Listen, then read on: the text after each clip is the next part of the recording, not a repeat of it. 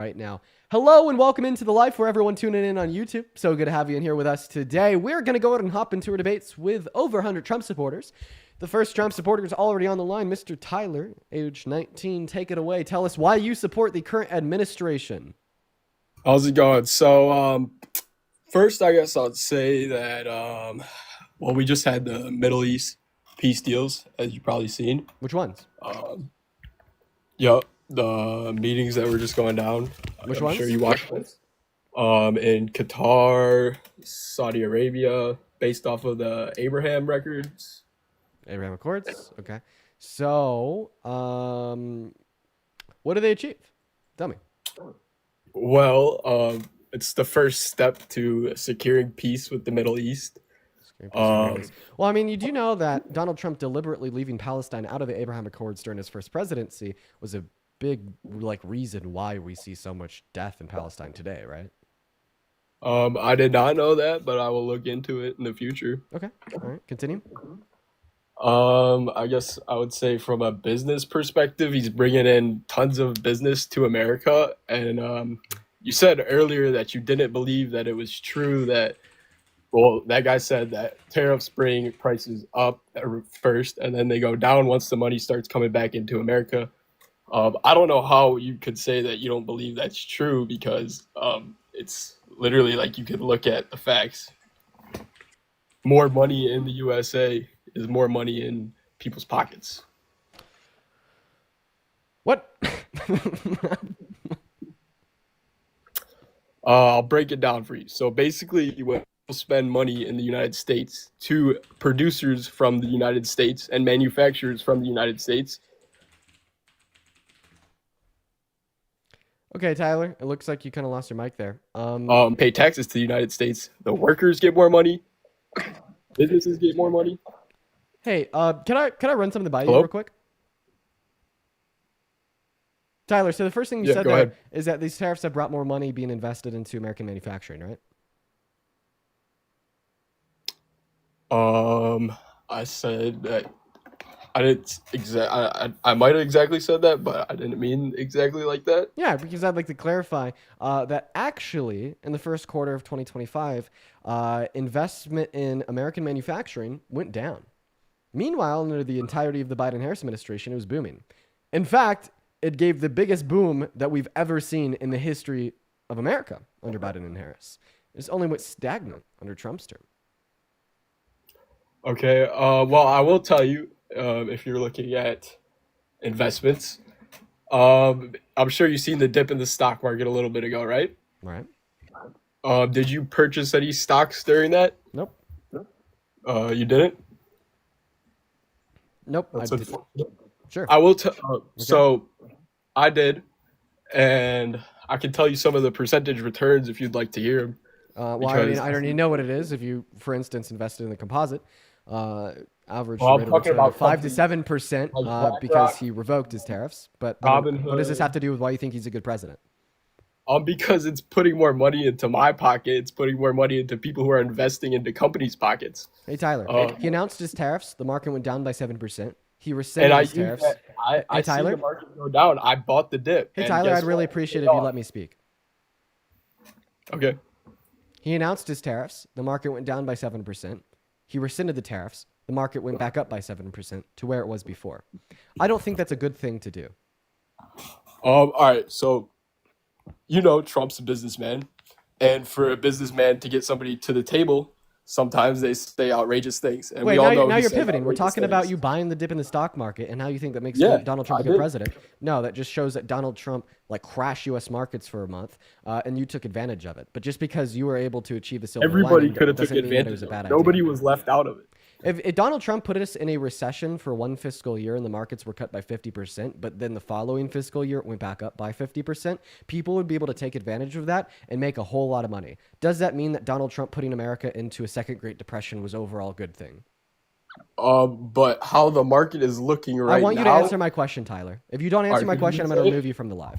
Could you re-say it real If quick? Donald Trump sent America into its largest depression that it's ever seen and crashed U.S. markets by 50% for one fiscal year, but then they rebounded the next year, would this overall be a good thing because individuals would be able to buy the dip?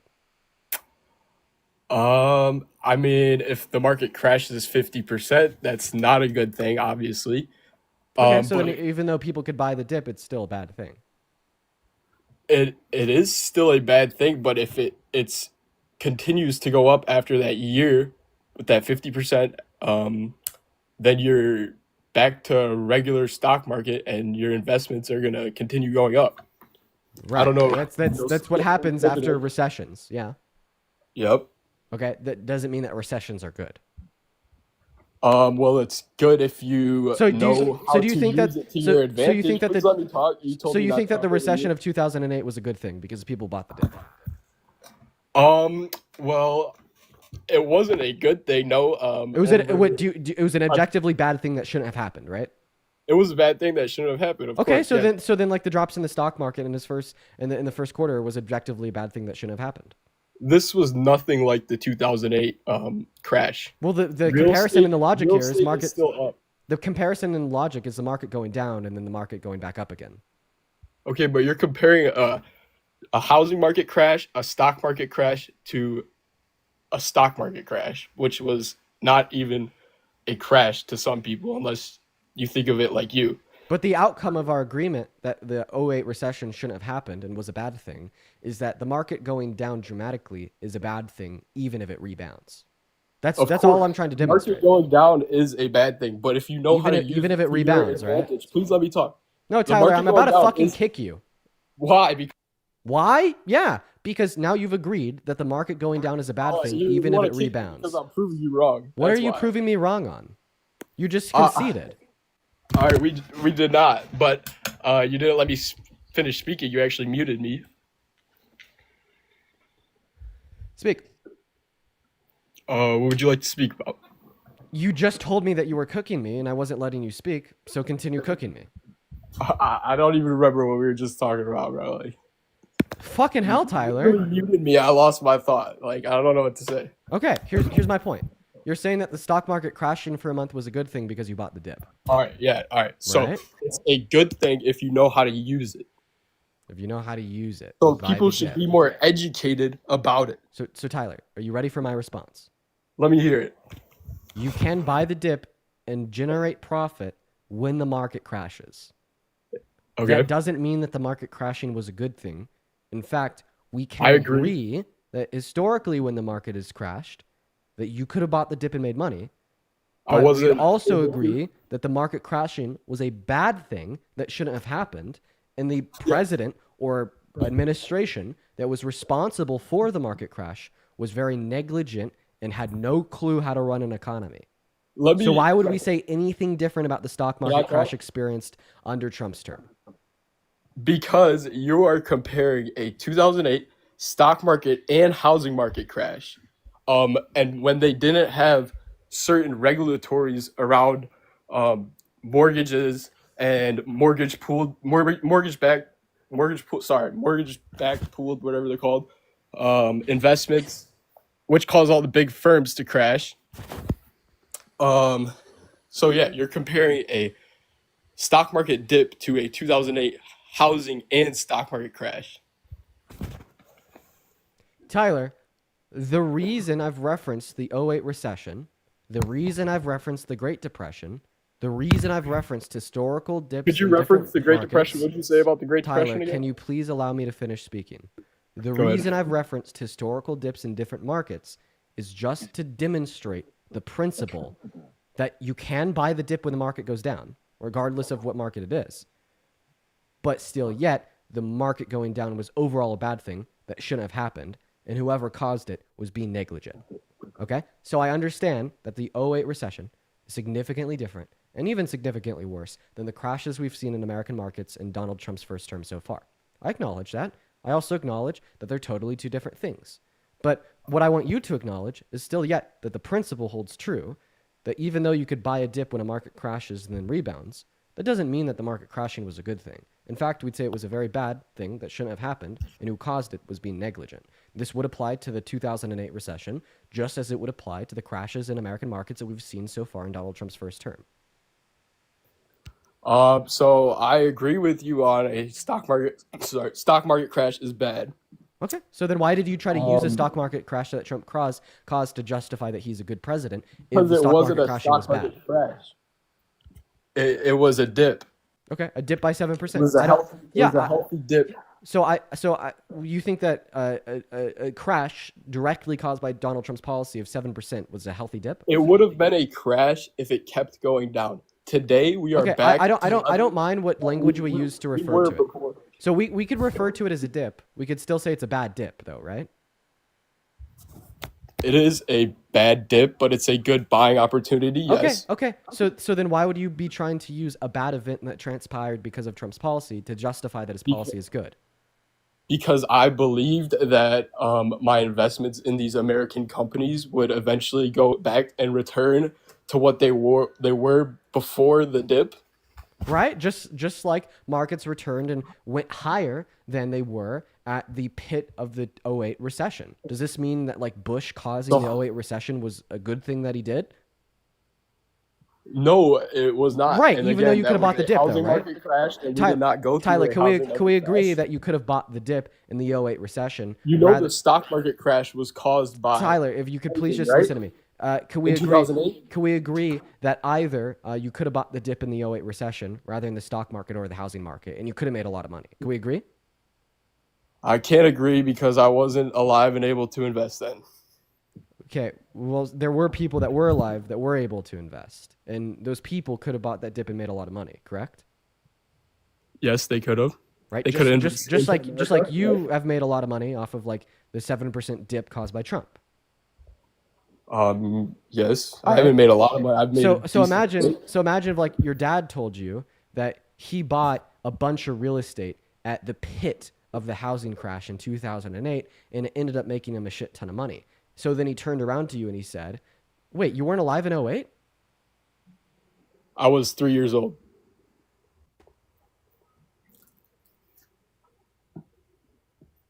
You just said that you weren't alive. I wasn't able to invest. I said I wasn't able to invest. No, you said that you weren't alive. I don't think I said that. You did. I said I wasn't able to invest. Be but honest, all right. Tyler. You're like 16, right? I am definitely not. I don't know. You said that you weren't alive in the 2008 recession, I and said like, I wasn't able and, to and, invest. and like only like a 15-year-old boy would make the argument that the stock market crashing is a good thing because you can make money. I had never said. We agreed that it was not a good thing. I thought. Oh, okay. So if it's not a good thing, then why does that make you think that Donald Trump is a good president if he caused a bad thing? Okay, think about it, Tyler. I'm asking you to describe the good things that Trump did.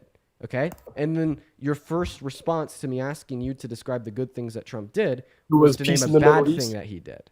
It was peace in the Middle East. So- That was the first thing I named. So there's But we just actually went away not from that peace in Middle conversation East, real and I quick. re-referenced how the Abraham Accords And I told and you the I was gonna exclusion of look into that. Palestine is one of the big reasons why Palestine is getting ethnically cleansed today, right? And then you moved on, you pivoted to talking about how the dip that was caused by Trump and the crash in the U.S. markets was a good thing because you made money. I said that it was a healthy dip to buy if you knew what you were doing.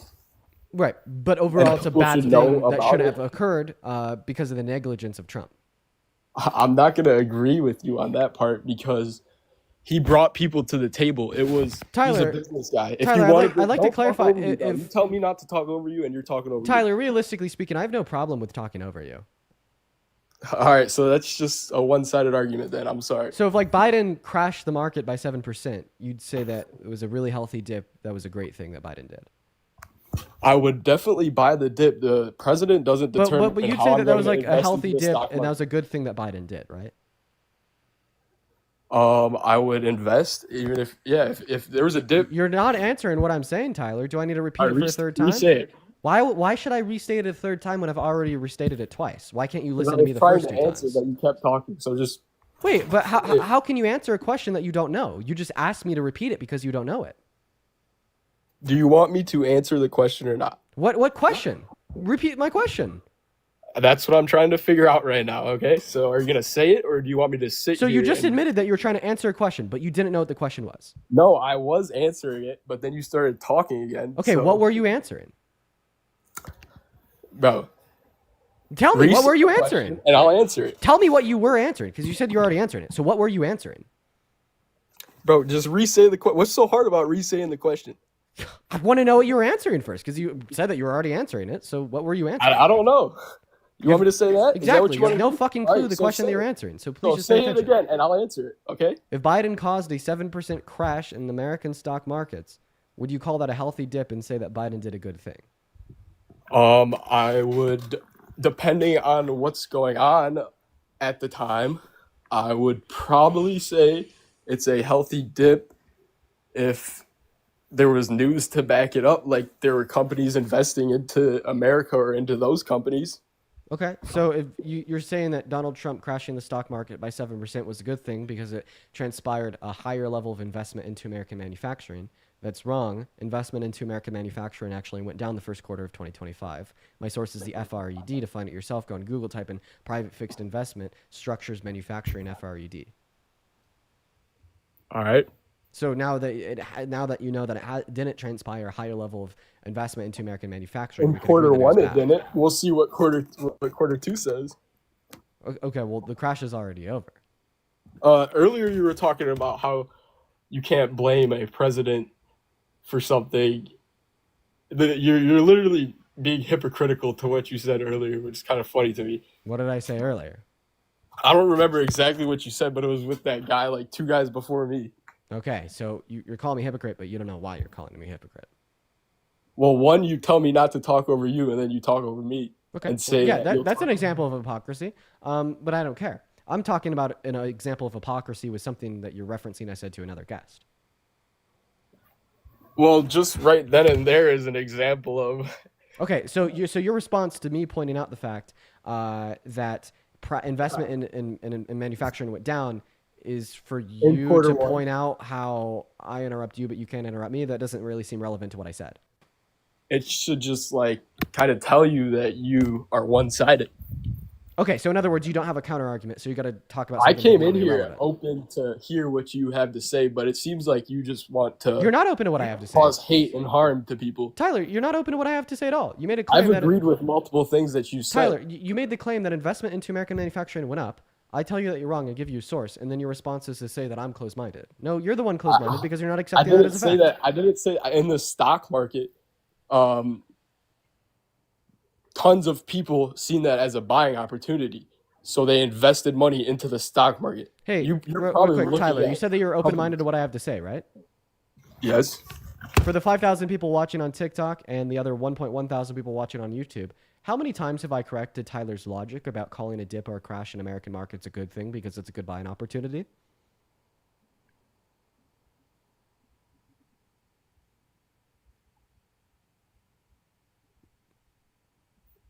Too many times. 8 at I least, haven't says seen any Noah in the numbers. chat. 34 says Frank, a million. So, Tyler, if you were open-minded to what I have to say, how come you're repeating a claim that I've already responded to over 30 times? I don't know. You seem to want to stay on that topic, so we've just been talking about it. No, we were just talking about investment into American manufacturing, and you redirected us back to that topic. Stop being dishonest. So reinvesting into America and investing into the stock market are two different things. Yes. How's that exactly? I need to describe to you why private investment into American manufacturing is different than buying stocks on Webull. Private investment wouldn't be involving the stock market. You need to be a publicly traded company to be invested into in the stock market, unless you're going through a bank or a financial advisor. So I'm going to kick you at this point because you just asked me to explain to you how private investment in American manufacturing is different than buying stocks. Moving on to Sam, everyone. If you are in that queue, make sure that you support Trump. Just drop this guy. He's irrelevant. Yeah, for real. We fucking dropped him. Hi, Sam. How old are you? Hi, I'm 22. Nice. Do you support Trump? I actually don't. Okay. I actually had a See, Sam? question. for Sorry, you. we're just looking to talk to MAGA. Everybody, we're going to go to get that next guest up here. If you're one of the 4.6 thousand people watching on TikTok, guys, make sure that we're double tapping away on that phone screen. Hello, What how is you going on, Norman? doing? How old are you? How old are you? I think you're frozen. I don't know what's happening. No, I'm not frozen. You don't have any lag. It tells me when you're lagging. You see me. How old are you? Hello? Okay, I'm just trolling or whatever. We're gonna get the next guest up in the box right now. Let me know in the chat if you're MAGA. Hi, dude. How old are you?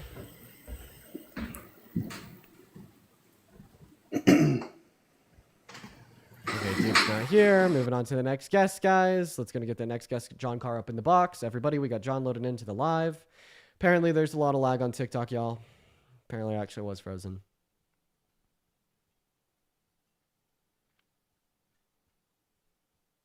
You're frozen on TikTok, right? Apparently, I'm still frozen. Oh, that's just great, man.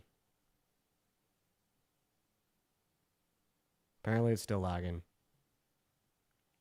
Yeah, man, that's just awesome. We're just really having a great time today. Ended the live on TikTok. Restarting it. Bro, okay. Well, apparently today I'm just talking to like the most insufferable Trump supporters and having my live shut down because of lag. We're gonna go. We just restarted the TikTok stream. Everyone, just give us a minute. Hi, welcome back into the stream, everybody. If you're just tuning back into the TikTok live stream, y'all, welcome back in. What is going on? The 3 heart people in a row. That's crazy. What's going on? Boxing, Tess, Michael, Miriam, 1997, Tora. What is up? Everybody tuning in. For everyone tuning in to the TikTok live stream, I had to restart because apparently it was frozen. Everyone, I guess I do apologize for that TikTok lag. I have no why, I don't know why it happened. If you are just tuning back into the TikTok stream, y'all, make sure that we are double tapping away on that phone screen. Welcome back in, guys. Make sure that we're double tapping, sharing out the stream with a handful of friends. Make sure to share out the stream with a handful of friends. Welcome in. Is the stream being capped at 140 people? How many viewers does it show on y'all's stream? On y'all's end? Because on mine it only shows 140.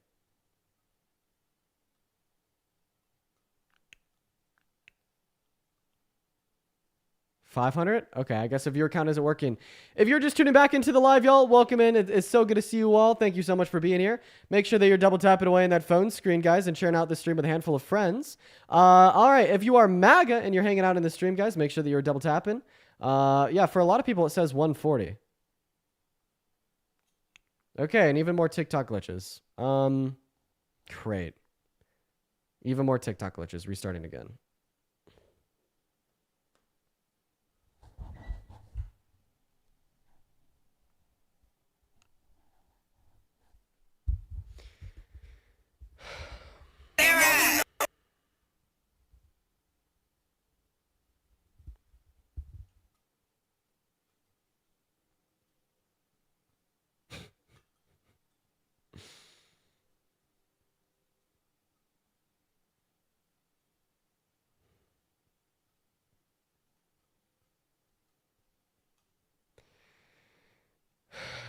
Hi, welcome back in, everybody, on the TikTok. I had to hit yet another restart. I have absolutely no clue what is going on with TikTok right now. It is being laggy as fuck. So we had to restart and end the first stream because of lag. And then we had to restart and end the second stream because of a glitch with like the viewer count. And now we're back, everybody. And now we're back. So if you are just tuning back into the TikTok live stream, make sure that you're double tapping away on that phone screen and sharing out this live with a handful of friends. And now it's stuck at 71 viewers.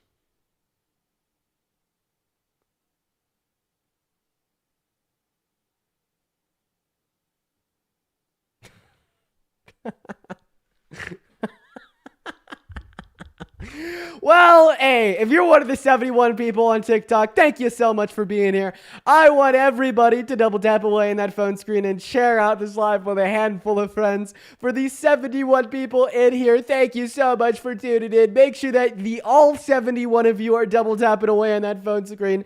And if you're MAGA, go ahead and hop into that queue, and we'll get you up here for a conversation. And it looks like TikTok is experiencing a lot of issues today, a lot of very big issues. Quite frankly, very terrible.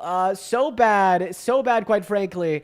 We're going to go and get that first guest up of the day. Hop in that queue for me if you do want to come up here and debate. Right now, there's nobody in the queue. Nobody at all.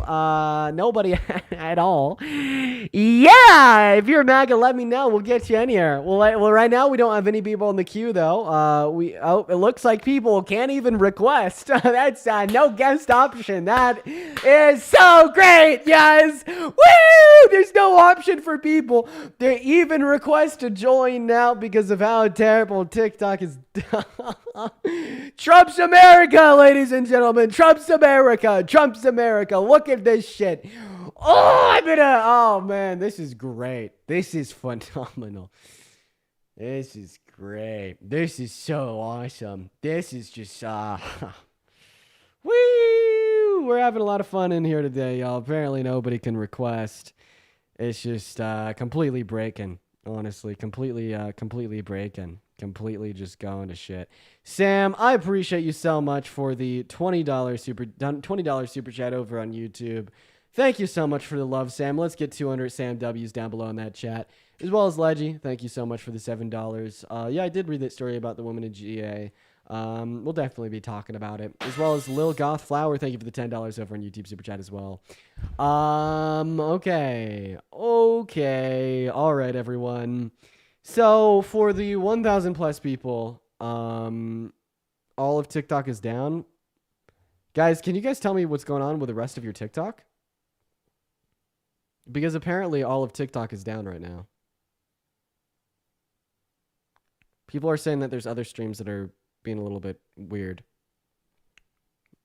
Other streams are having the same problem. What if we just go on okay, let's go on Google TikTok down detector. Let's see. TikTok down. Other problems. Oh, fuck. Yeah, everyone. Go to Google. Type in TikTok down detector. What you'll see is that right now, so they have a baseline of around 8 reports per 30 minutes. In the last 10 minutes, they've gone 8,000. So it actually does look like TikTok is having some outages right now. So nothing we could do about that, which is highly unfortunate. A lot of people are having problems according to X as well as Down Detector. Okay, so it looks like it's actually just issues that are going on with TikTok. Here. Okay, we'll try this. Dean is being censored. I mean, it actually looks like it's like the entirety of TikTok right now, which is incredibly unfortunate. How do we call in? Yeah, I think I'm going to set up a way to call in. No, it was on my For You page. Well, I think it's like an issue with, I checked my other lives and they've been experiencing shit as well. Yeah, what if I went live on Instagram? I can't stream the Instagram lives to YouTube, unfortunately. React to Jubilee? Yeah, guys, what if we just all go over to YouTube? Is the viewer count just wrong? Yeah, the viewer count's just wrong. It says 71. I don't know how many people are actually in here. Instagram quality is ass. That's also true. That's also true.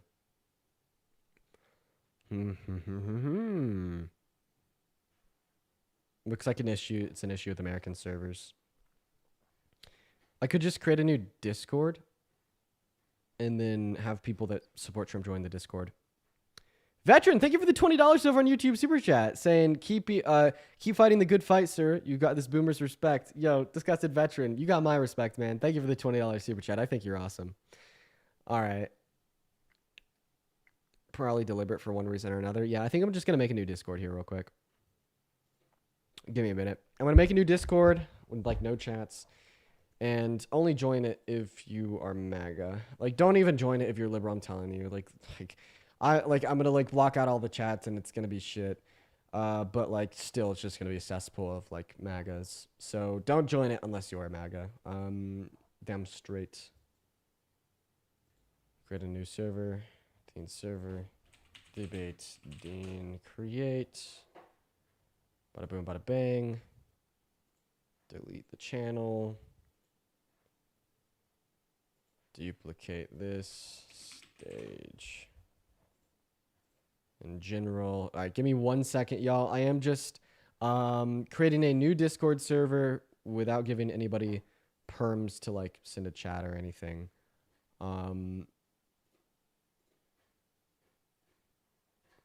And then all the Trump supporters can just kind of join through that. Create invite. They can speak, but they can't speak, but they can connect. They can't send messages. Save changes. Bada boom. Let's make sure that the permission's saved. Oh, great. They just didn't even save. So I'm in like the middle of making a Discord server, and it's not even working. Oh, there it goes. And then for the stage, we'll just switch this to can't connect. Oh, you can request now? Is it working? Okay, I guess it's working. Hop in that queue of your MAGA. We just set up that server for nothing. Hey, what's up, Aldi? Yo, I'm 19. Nice. Are you MAGA? Wait, one more time. Say it again. Sorry. Are you MAGA? Oh, what does that mean? Do you support Trump? Nah, I'm not really into politics. I just wanted to come say what's up and ask you a couple questions. What's going on, man? We'll say what's up back to you. But we are just going to go debate some people that support the current administration. Y'all, shit. Looks like TikTok is back and working. It's probably worth it to do a restart. Wait, is that the vegan? Yeah, the vegan teacher hangs out in the YouTube stream sometimes. What's up, Charlotte? How old are you? Hi, I'm 18. It's a sin to lie, Charlotte. They had a pro Jesus account. All right. Well, for everybody tuning in, I think that, okay, here's what we're going to do. So for everybody in the TikTok stream, click on the account. I'm going to do a quick restart. We just got to do a restart because TikTok was down. Their servers were fucking up, but now they're back. I'll be back in 5 seconds. Click on the account. See you soon. And yeah, it's telling me that I had like 19 total viewers. What the fuck is going on with TikTok right now, bro? Holy hell. Hi, I think that we're good now. It's just Dean gets a dude that doesn't even know what MAGA is, and like a 10-year-old girl. Dude, yeah, the guest requests are fucked. The guest requests are fucked, man. They're fucked, man. Hello, welcome back in. Okay, guys, I think that we're back to business as usual. For everybody tuning back into the TikTok live stream, I apologize that things have been so difficult, but we are back now. Like 4 restarts underway, Matt, and also I do appreciate you for your text letting me know. If you're just tuning back in, we're going to try to get right back to the debates. Just make sure that you're double tapping, finding that comment section, sharing out this live with a handful of friends. So hopefully we could kind of get back to our regularly scheduled program. If you are tuning in and you support Trump, hop in that queue for me. I'm going to be banning people that join the queue that don't support Trump. What's going on, Way? How old are you? 18. 18. Do you support Trump? Yes, sir. I really just had a question for you. I listened to the debates a good bit.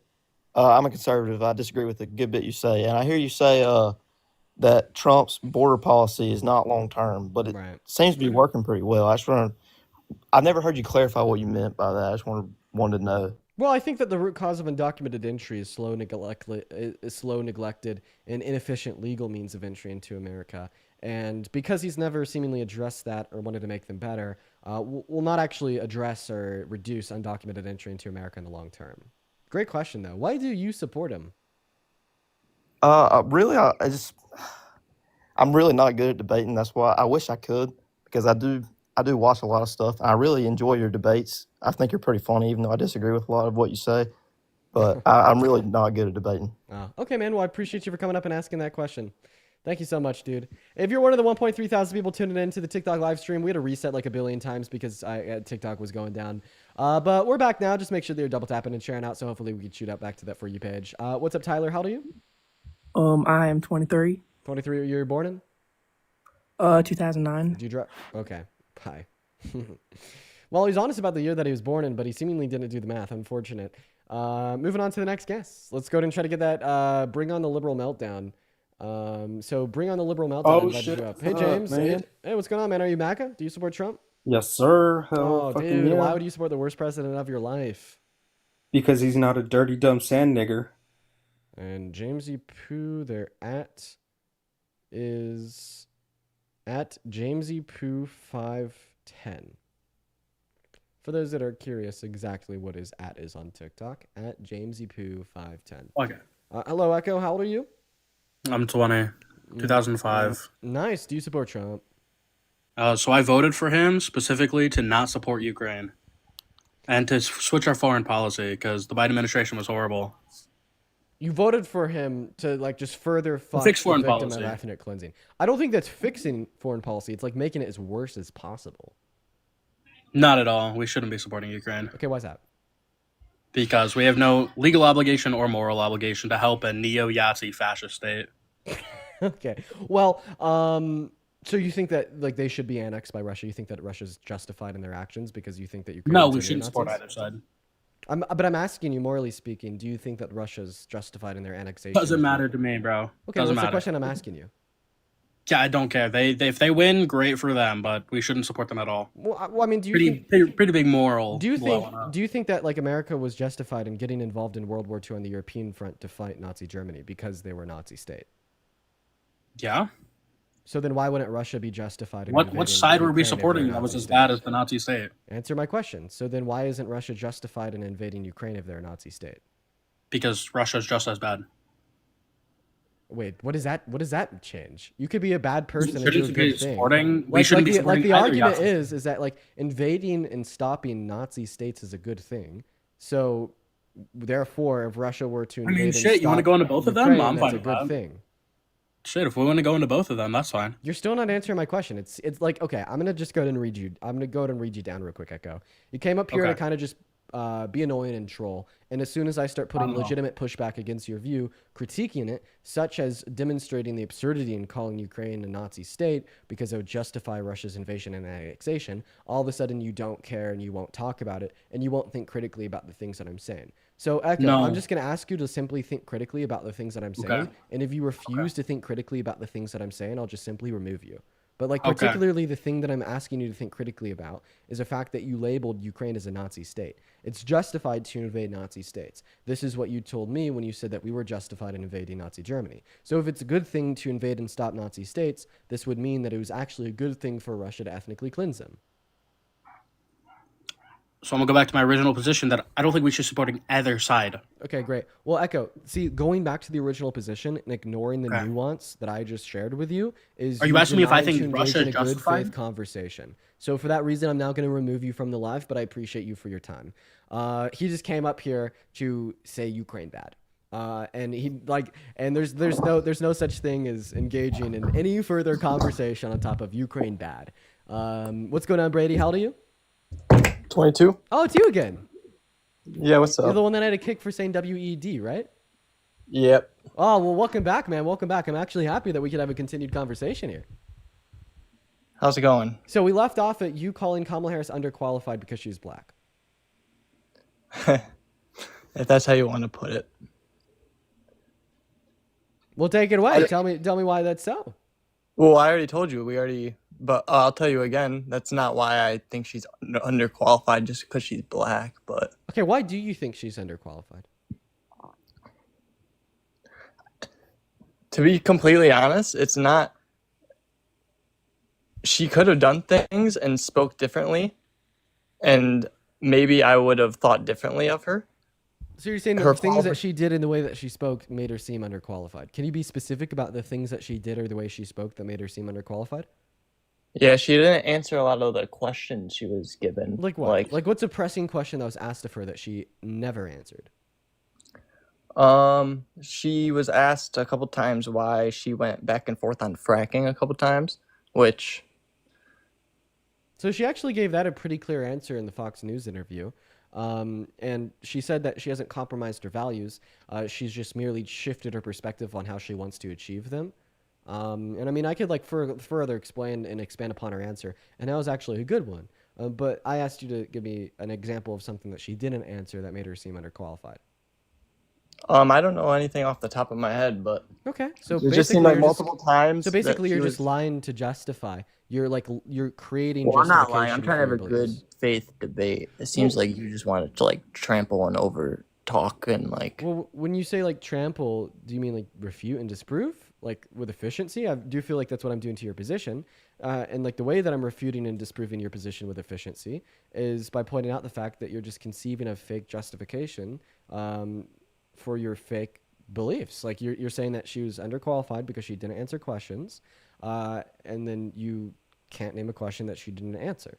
Well, here's the thing. I think your beliefs are fake, but I'm gonna give you the benefit of the doubt right now. That's why I'm talking to you, and obviously you think my beliefs are fake. So what's the point in talking to someone if you're just gonna say all this and then? not. Brady, I've been able to evil. like very clearly demonstrate how what you believe in is wrong. Have you been able to very clearly demonstrate how what I believe it is wrong? Well, all we're talking about is Kamala's accomplishments so far, and there's a lot of other things. I mean, you've I yet to think give me one reason why you think that she's underqualified. because I don't think you can give me one reason why she is qualified. Are you sure about that? Give me some. I'll give you a couple. She's the most accomplished VP in American history insofar as passing tie-breaking votes in the How Senate. so? How so, please? Brady, you interrupted me while I was telling you how so. What are we Okay. doing?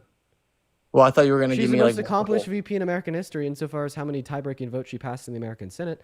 Not to mention, she also worked alongside the Biden administration to pass some of the most monumental legislation in modern U.S. history, such as the CHIPS and Science Act, the American Rescue Plan, the PACT Act, and alongside many others. May I But I actually interrupt? find your question to be incredibly bad faith because I feel like you couldn't name a single thing a single vice president has ever done in American history. Can you name one thing any vice president has ever done in American history? Not really, because vice presidents don't do much. Yeah, and that's why I think that your question, name one thing that Kamala Harris did that makes her qualified, is incredibly bad faith. Not Well, out of 10 no. people wouldn't be able to answer that question, including yourself, about any VP ever, but I did, nonetheless. Well, I don't think VPs, just because they're a VP, should be able to go run for president. Just like Joe Biden, same thing. Well, I I don't didn't. think. I didn't vote for Kamala Harris merely because she was Biden's VP. I voted for Kamala Harris because her policy was better than Trump's. Well, that's what I'm debating. I don't think her policies are even her policies. I think they're the Democratic policies. I don't even think she knew what the policies were before she signed up to. There's only one person in this equation that doesn't know what her policies are, and that's you. I don't think anyone knows. And if you do, please tell me. So you admit that you don't know what her policies were? No, I don't. Would So you then tell me how what could they you? are? For sure, but before I do that, then how can you come to the conclusion that Trump's were better? Because Trump's were clearly like the ideas that not even like specifically policies. The ideas. Well, yeah, that's why we're talking specifically about policy. Well, when I say something is a policy, you say no, that's not a policy. What's a So, policy, Brady? To me, it's something that they're going to enforce when they get into office. And enforce it through what means? An executive order or congressional legislation pushed through Congress. Okay. So can you name like one of the policies he wants to push through Congress or an executive order you send into law that you're a fan of? What about is Doge a policy? What is Doge to you? Cutting government funds that don't need to be spent. And you think that's important? Yes. Okay. So our federal expenditure would have been lower if Kamala Harris was elected because Donald Trump wants to spend significantly more money than she did. According to the CBO, his policy is estimated to cost $10 through $15 trillion. According to the CBO, her policy was estimated to cost between $4 and $6 trillion. Not to mention that Donald Trump spent twice as much as the Biden-Harris administration did in his first term. So in the beginning of Trump's term, it's going to cost a little bit more because he's trying to get stuff back into America so that we can build stuff and not rely on other countries. Right now, yeah, everything's going to be cheaper if we go with Kamala's plan because she wants to rely on NATO and everything on NATO and keep relying on China and Russia, who are equally as bad. Russia's not any better than China is. I mean, China's not any better than Russia is. Arguably, And China's they- significantly better than Russia, but I digress. Continue. So they had a lot of farmland on our land that they controlled. But you're still pivoting. So you think that Kamala Harris's policy was cheaper because she was more reliant on NATO. So what is like the additional money that Donald Trump wants to spend to be less reliant on NATO? Can you say that again? So you're saying that Kamala Harris's policy was cheaper because she wanted to be more reliant on NATO. So what's the money that Donald Trump wanted to spend that Kamala Harris didn't to make us less reliable in other countries? Trump just wants to be more self-reliable. I know. So, So what's the money that he wanted to spend to be more self-reliable? Could you tell me? he wants to bring the companies, so like car companies, like that we don't have anymore. A lot of companies in America Now that you're we don't confusing make. your arguments because what money does that cost? What do you mean? I'm talking How- about like the cost of his proposed legislation. Like once again, CBO says that he wants to spend 10 to 15 trill. Once again, CBO said that Kamala Harris wanted to spend 4 to 8 trill. So like that deficit of like $6 to $10 trillion you're saying is money that he wanted to spend to be more self-reliant. So But where's why? that money being spent Where? to be more self-reliant? So where is it saying that he wants to spend that money, and why? What is it saying that he wants to spend that money on? I mean, you're the one telling me that he wants to spend that money on making America more self-reliant. So I'm asking you to tell me where he wants to I spend never the said money. he wants to spend money on it. I said he wants to make America self-reliant. So then you didn't answer my question, because I pointed out the fact that Kamala Harris's policy was significantly less expensive for the American taxpayer, So how is his more expensive? because it is projected to be more expensive. Like why are the $5 sodas more expensive than the $2 sodas? Because they're $5. Okay, are you talking about like inflation? No, I'm talking about like that's going to be a second order consequence of this, but the main thing we're discussing is how much money their policy costs. Yeah, but like a policy in general, like a paper isn't going to make something like it's like what happens after the policy goes into order that makes things cost more. The policy itself doesn't just magic. You know what I mean? So no, policy can literally cost money. Like what do you like when you pass a law saying that we're now going to delegate ICE to do a bunch of these deportations, like that requires an allotted budget to be expensed towards that operation. Okay, but like tariffs, that's not. So implementing tariffs maybe cost some like a low amount of money, but obviously that's not what I'm referencing. Okay, that's what I thought we were referencing, but No, I'm if we're referencing the fact that you said cutting government expenditure is a good thing. Government expenditure would be higher under Trump than it would be if Kamala Harris was elected. So what I'm trying to get at here is he's trying to make America in general rely on itself for cars. What does this have to do with what I just said? It has Because nothing to do in with the what I long just run, said. that makes everything cheaper. Okay, so what does he want to spend all this money on that's going to make things cheaper? Be very specific. So the thing with Trump, even if during his 4 years it looks bad, but for the next 8 years after that, America's in a better place, he's okay with that. He doesn't care. He's trying to make a better America better. So I'm going to literally repeat what I just said, and I'm going to repeat it word for word, verbatim. So what does Donald Trump want to spend all this money on that's going to make things cheaper in the long run? Building more factories, companies for Americans in America. So Donald Trump has not allotted any federal expenditure for subsidizing corporate America. That's not true. What do you mean by subsidizing? Paying for? What are you trying to say? Like he's spending money on? So you're saying the reason why his policy is so expensive is because he wants to spend a lot of money on American businesses.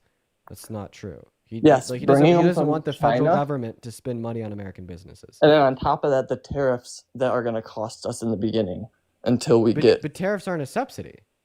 You specifically said that he wants to subsidize them. That's not true. But tariffs in the beginning are going to cost us money. They're not going to. So tariffs have a cost, okay? But that Yes. cost is not federal expenditure. We're not spending money from the federal government paid for by the taxpayer on the tariffs.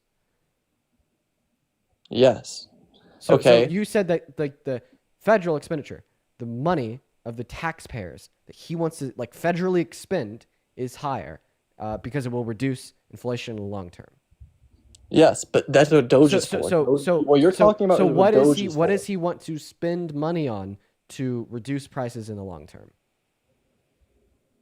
Well, he wants to do a couple things. He wants to get rid of a lot of things that we're wasting money on. Okay, so then you're not answering my question of what he wants to spend money on, because remember, he wants to spend like 10 to 15 trillion dollars. Where's that money going?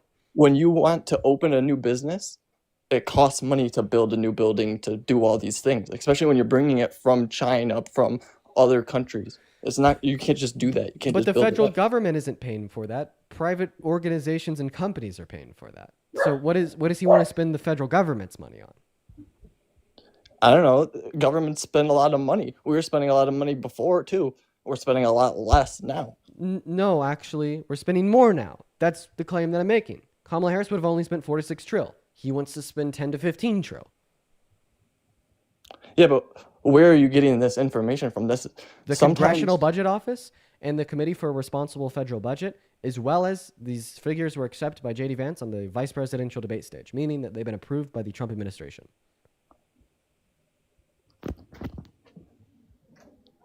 I don't think you can pull up something and show it where it says he wants to spend that much and she wants to spend that much. I don't think that's a thing. I think that might be a talking point that you guys have.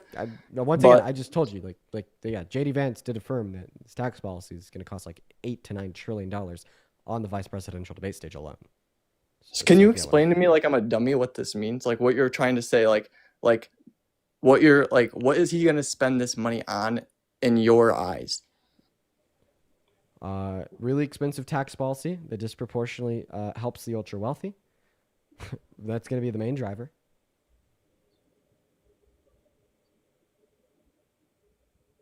So just taxes. So that's a We're main just- expense from his. So he's gonna administration. spend money and we're gonna get taxed.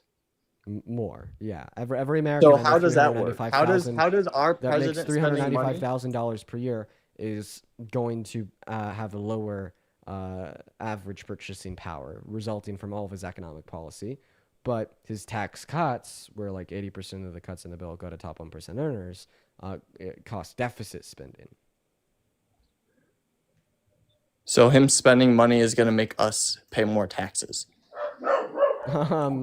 Well, not directly. What's going to make you pay more taxes or effectively pay more taxes by having lower purchasing power is going to be the impacts of his tariffs.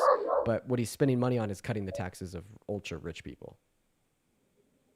Spending Okay, money so to give I the ultra already rich agreed tax with that cuts. though.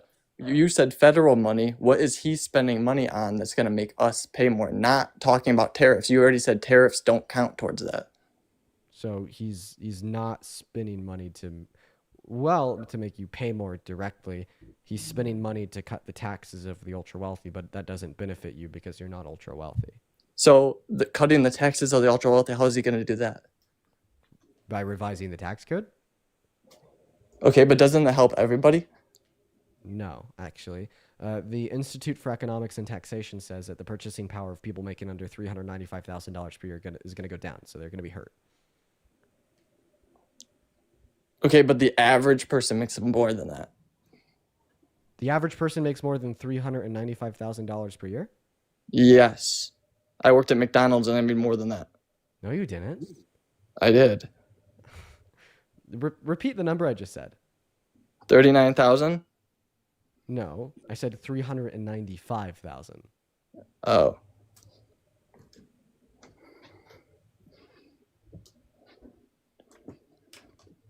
Show me that. Can you show me that? I gave you my source, the Institute on Economics and Taxation. So what are you trying? So he's gonna. So if you don't make how much a year, you're gonna have to pay more on taxes. I'm open minded. So if you can convince me things, Yeah, what's your question?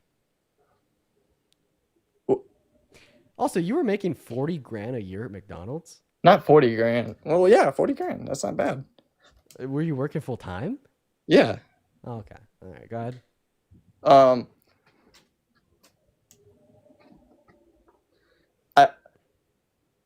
Because all right, I'm just saying this: if you get all your information from certain things, then CNN or certain like that's not your kind of because there's your Yeah. What was the last source of information that I gave to you?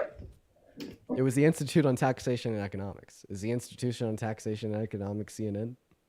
no, but okay, is that like fair? Is that like would it say anything good if Trump was doing good?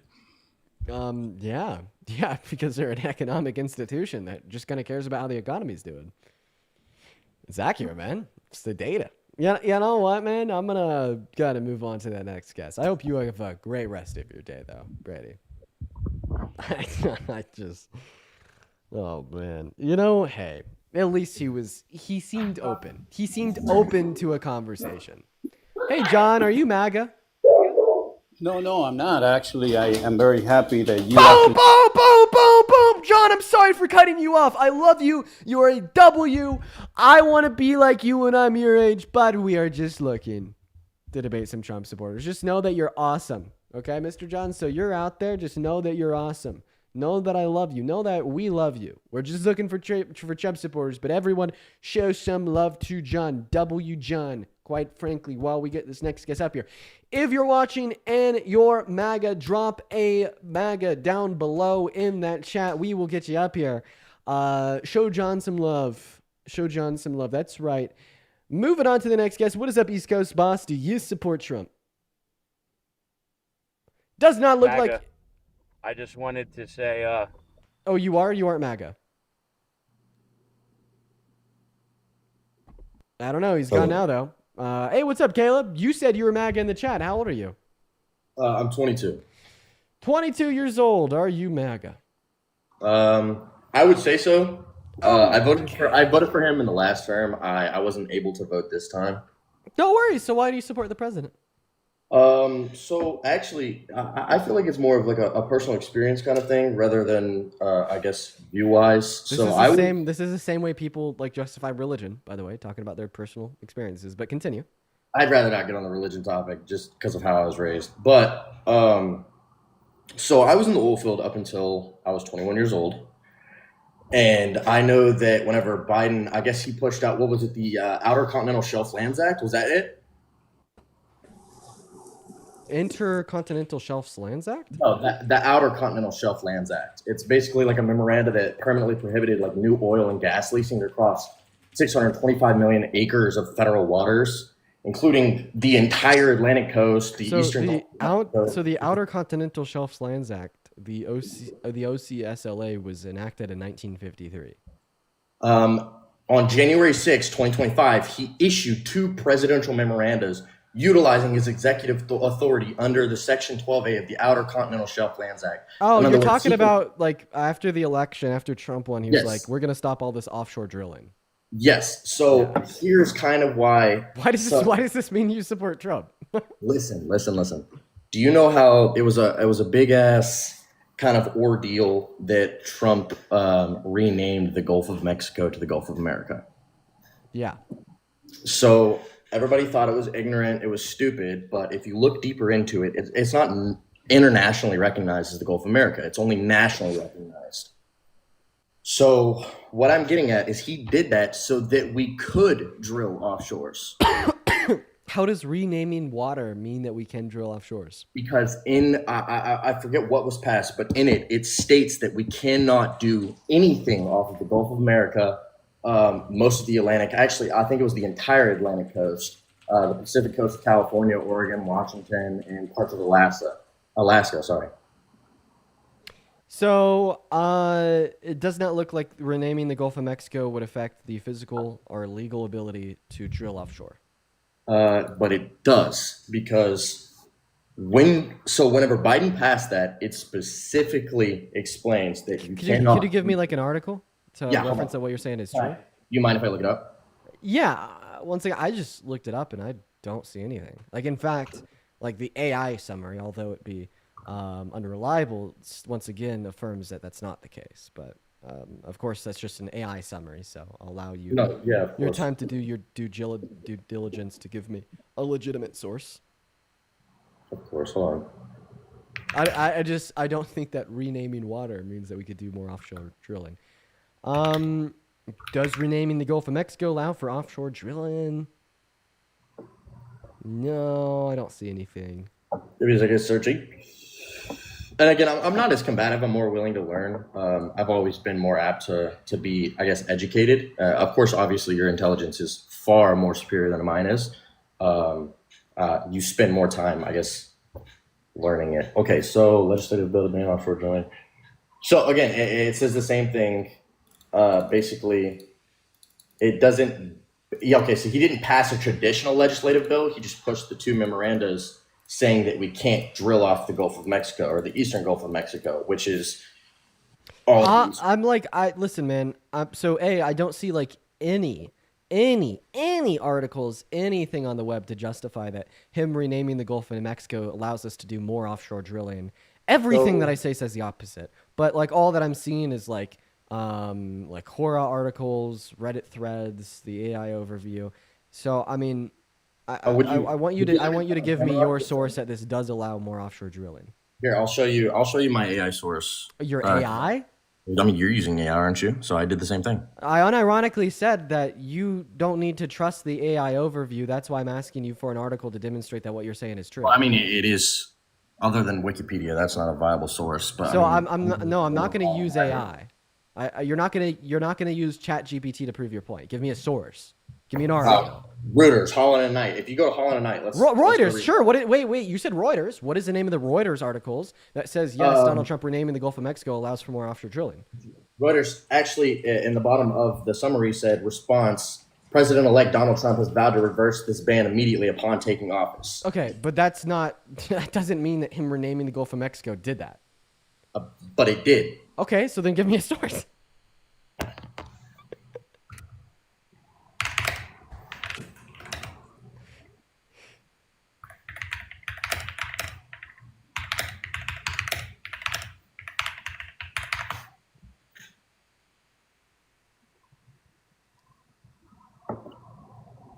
In the meantime, make sure that we're double tapping away in that phone screen if you're in the TikTok stream. Make sure you're also sharing out this live with a handful of friends and spamming that comment section. Christina, thank you so much for the $10 over on YouTube Super Chat. I do really appreciate you for that love. That is so incredibly kind of you. As well as I'd like to thank Miles for the $20 over on Venmo. Shout out Miles. Let's get 200 Miles W's. That is MYLES. Miles says, had some extra cash for my $395K salary from McDonald's and wanted to send you some. Love your debates as usual. Thank you for the love, Miles. Thank you so much. And then also Connor with the $20 40 minutes ago. Mr. Connor, good to see you. Connor says, the quote-unquote, I got mine, screw everybody else attitude the last guest had was disgusting. Yeah, you're referencing the guy earlier that said crashes are good. Because you could buy the dip, so real. And then Veteran with another $20 super chat on YouTube saying, the good but impossible fight. The never-ending fight, Veteran. That's true. It never ends. Gotta hate it, actually. Thank you for the love, Veteran. Have you been able to find a source to indicate to that what you're saying here is correct? So in a sense, yes, you were right. So it didn't stop the drilling in the Gulf of Mexico, which I was unaware about, which I was led to be wrong. So yes, you were correct. What I was under the influence of was that whenever he passed the executive memorandas, it stopped the Gulf, like drilling in the Gulf, but it wasn't. It didn't stop that at all. So I was wrong. You were right. But that was what I was led to believe, which is why I was more apt to believe that I was told he renamed the Gulf so that he could drill. Okay, so that argument was wrong. Do you have... I'd also like to point out that on September 8th, 2020, Trump signed a memorandum into law prohibiting leasing for oil and gas in areas surrounding the Gulf of Mexico, quite ironically, from 2022 until 2032 to protect these coastal areas from potential risk of offshore drilling. So, funny enough, he actually signed a memorandum into law, his first administration, to ban drilling in the Gulf. But next reason why you support the president, let's hear it. I actually, it was more of like a question, not as more of being combative. How do you think that the tariffs will be, I guess, a threat against us? How tariffs will hurt America? Yes, because doesn't it protect like domestic industries? It reduces trade deficits. It encourages domestic investment, leverages in trade negotiations, revenue generation. Like, does it not? So I don't think that tariffs encourage domestic investment. Domestic investment actually went down with the introduction of his tariffs in the first quarter of this year. Second claim about it. Competition from foreign producers. It makes manufacturing and infrastructure more attractive to investors. No, it makes it less attractive. All you got to do to find this is go to Google and look up private fixed investment structures manufacturing FRED. You can see how it went stagnant in the first quarter of this year with the introduction of his tariffs. Okay. And then what was your other claim? Source. I just gave it to you. Go to Google, type in FRED, private fixed investment structures manufacturing. I'm on it. Hold on. Were you just reading off like an AI overview on why tariffs are good? By the way, No.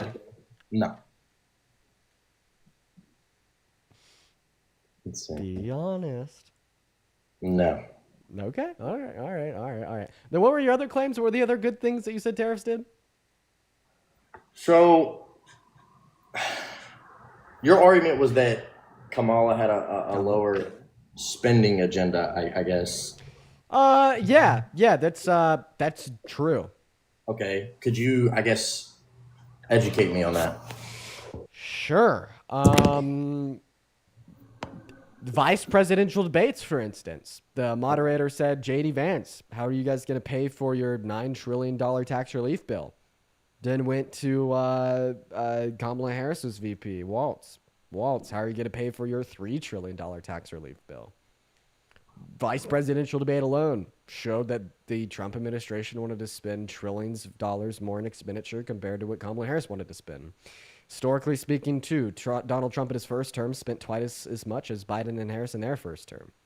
That source is CRBF, the Committee for a Responsible Federal Budget. So, opposed to, I guess, her projected debt impact and Trump's projected debt impact, I guess Trump's would be higher. Yeah. Why is that? Because I know that Because he wants to spend more money on like tax spending cuts for really rich his people. whole spending style was lower spending and bigger tax cuts, as opposed to Kamala's being higher government spending and all. No, he's higher government spending, higher tax cuts for rich people, lower tax cuts for the poor people. Okay, and then Kamala's tax cuts being for lower government spending and tax cuts just for the average American, 100 million American workers, the low and the middle class. in the middle class. All right. Okay. I mean, I need to educate myself more on this then, because I mean, I kind of came in here blind. No worries. Question and be educated. for you: are you an American patriot? Am I what? Do you consider yourself a patriot? Well, I'm in the military. Oh, so you took an oath to protect the Constitution, right, Caleb? Yes, sir. So you took an oath to protect America against Trump. Donald Trump violates the Constitution. In fact, Unfortunately, I'm not allowed to talk against him. I apologize. So if we could. You go ahead are. and- I'm unfortunately not. The Hatch Act does not mean that you can't talk against the president. The Hatch Act means that you can't make a political endorsement. So you've already fucked up your political endorsement. You've already violated the Hatch Act if you're an active duty service member. But the Hatch Act does not prevent you from critiquing the president. That's anti-constitutional. That'd be tyrannical. It's just not true. I guess if we're gonna further this topic, I'm just gonna go ahead and say that I don't represent the DoD. Okay, but like under the Hatch Act, you can critique the president.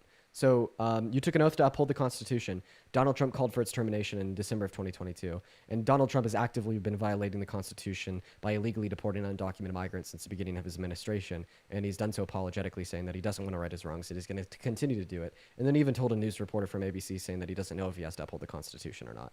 If you took an oath to protect the Constitution, you essentially took an oath to fight against Trump.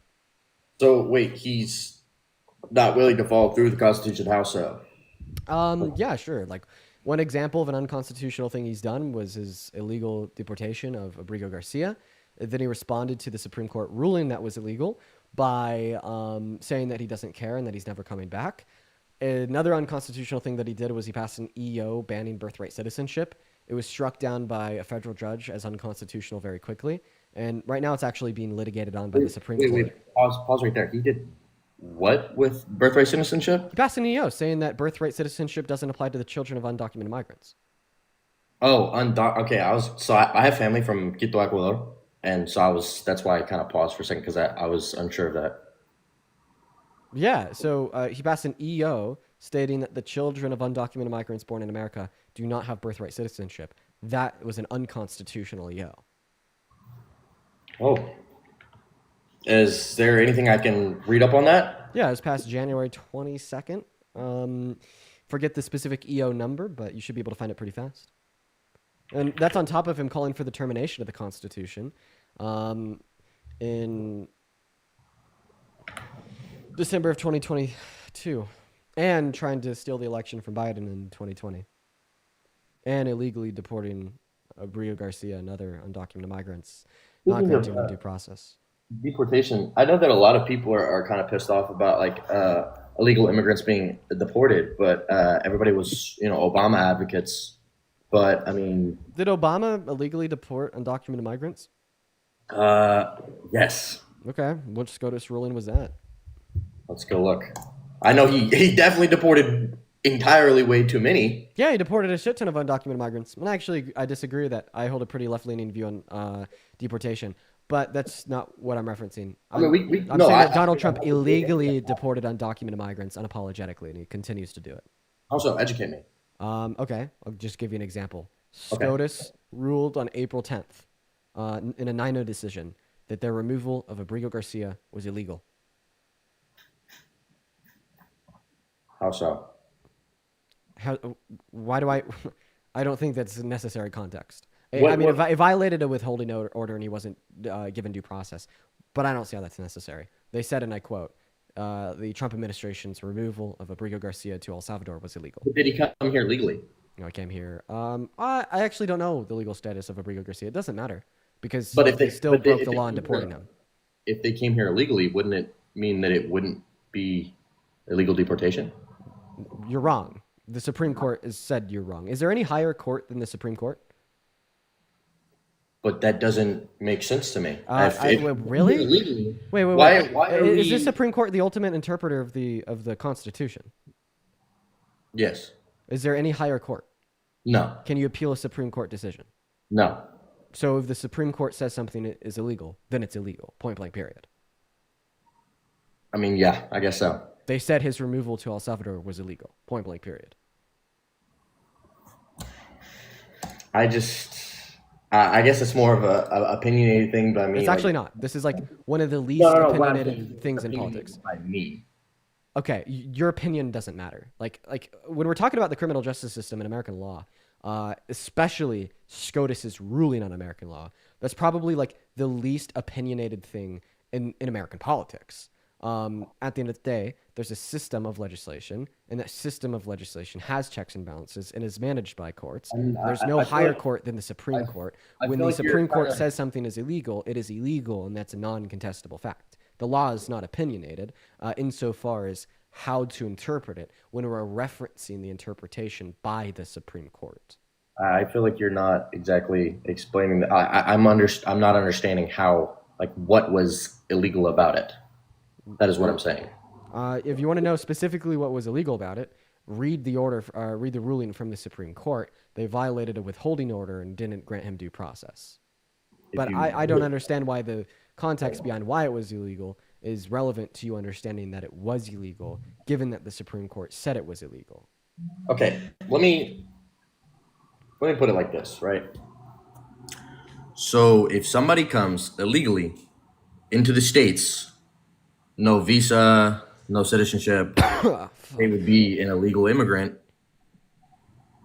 not a citizen of the United States. Why should they enjoy our country if they didn't come? Like, they can come legally. Why can't they just come legally? Simple as that. What's the relevance of that question to my statement that the Trump administration illegally deported Abrigo Garcia? That's the point. He didn't come legally. Okay, so you're saying if he didn't come legally, then he can't be illegally deported? Like he doesn't have any rights? My point exactly. If say, Okay, so for if instance, my if grandma would Abrigo eat- Garcia didn't have any constitutional rights, how come the Supreme Court said Abrigo Garcia had constitutional rights? That's on them. What I'm saying is, Who's the interpreter? If my in family, accordance with the if my family Constitution, were to come who's the here illegally- interpreter of the Constitution? You are the Supreme my Court. family were to come here illegally and they were to get deported, I wouldn't be pissed about it due to the fact that they didn't come legally. They didn't do Caleb. the process to come here. Caleb, who determines what is or is not constitutional, or who does or does not have constitutional rights? You or the Supreme Court? I guess ignorance is bliss. Your ignorance? Answer my Yours. question. Okay, justify that I'm ignorant and wrong by telling me like one body, one branch of government, one court, one person that trumps the Supreme Court's interpretation of the American Constitution. What? Reiterate. I'm sorry. I'm telling you that the Supreme Court has said Abrigo Garcia had constitutional rights.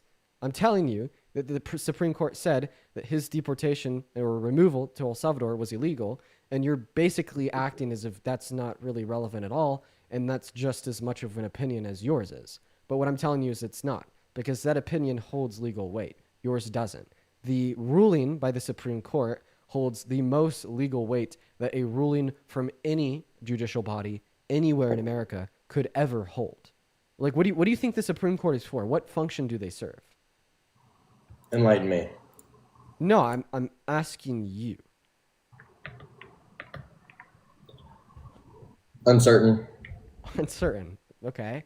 One function that they serve, or the function that they serve, is to interpret the Constitution.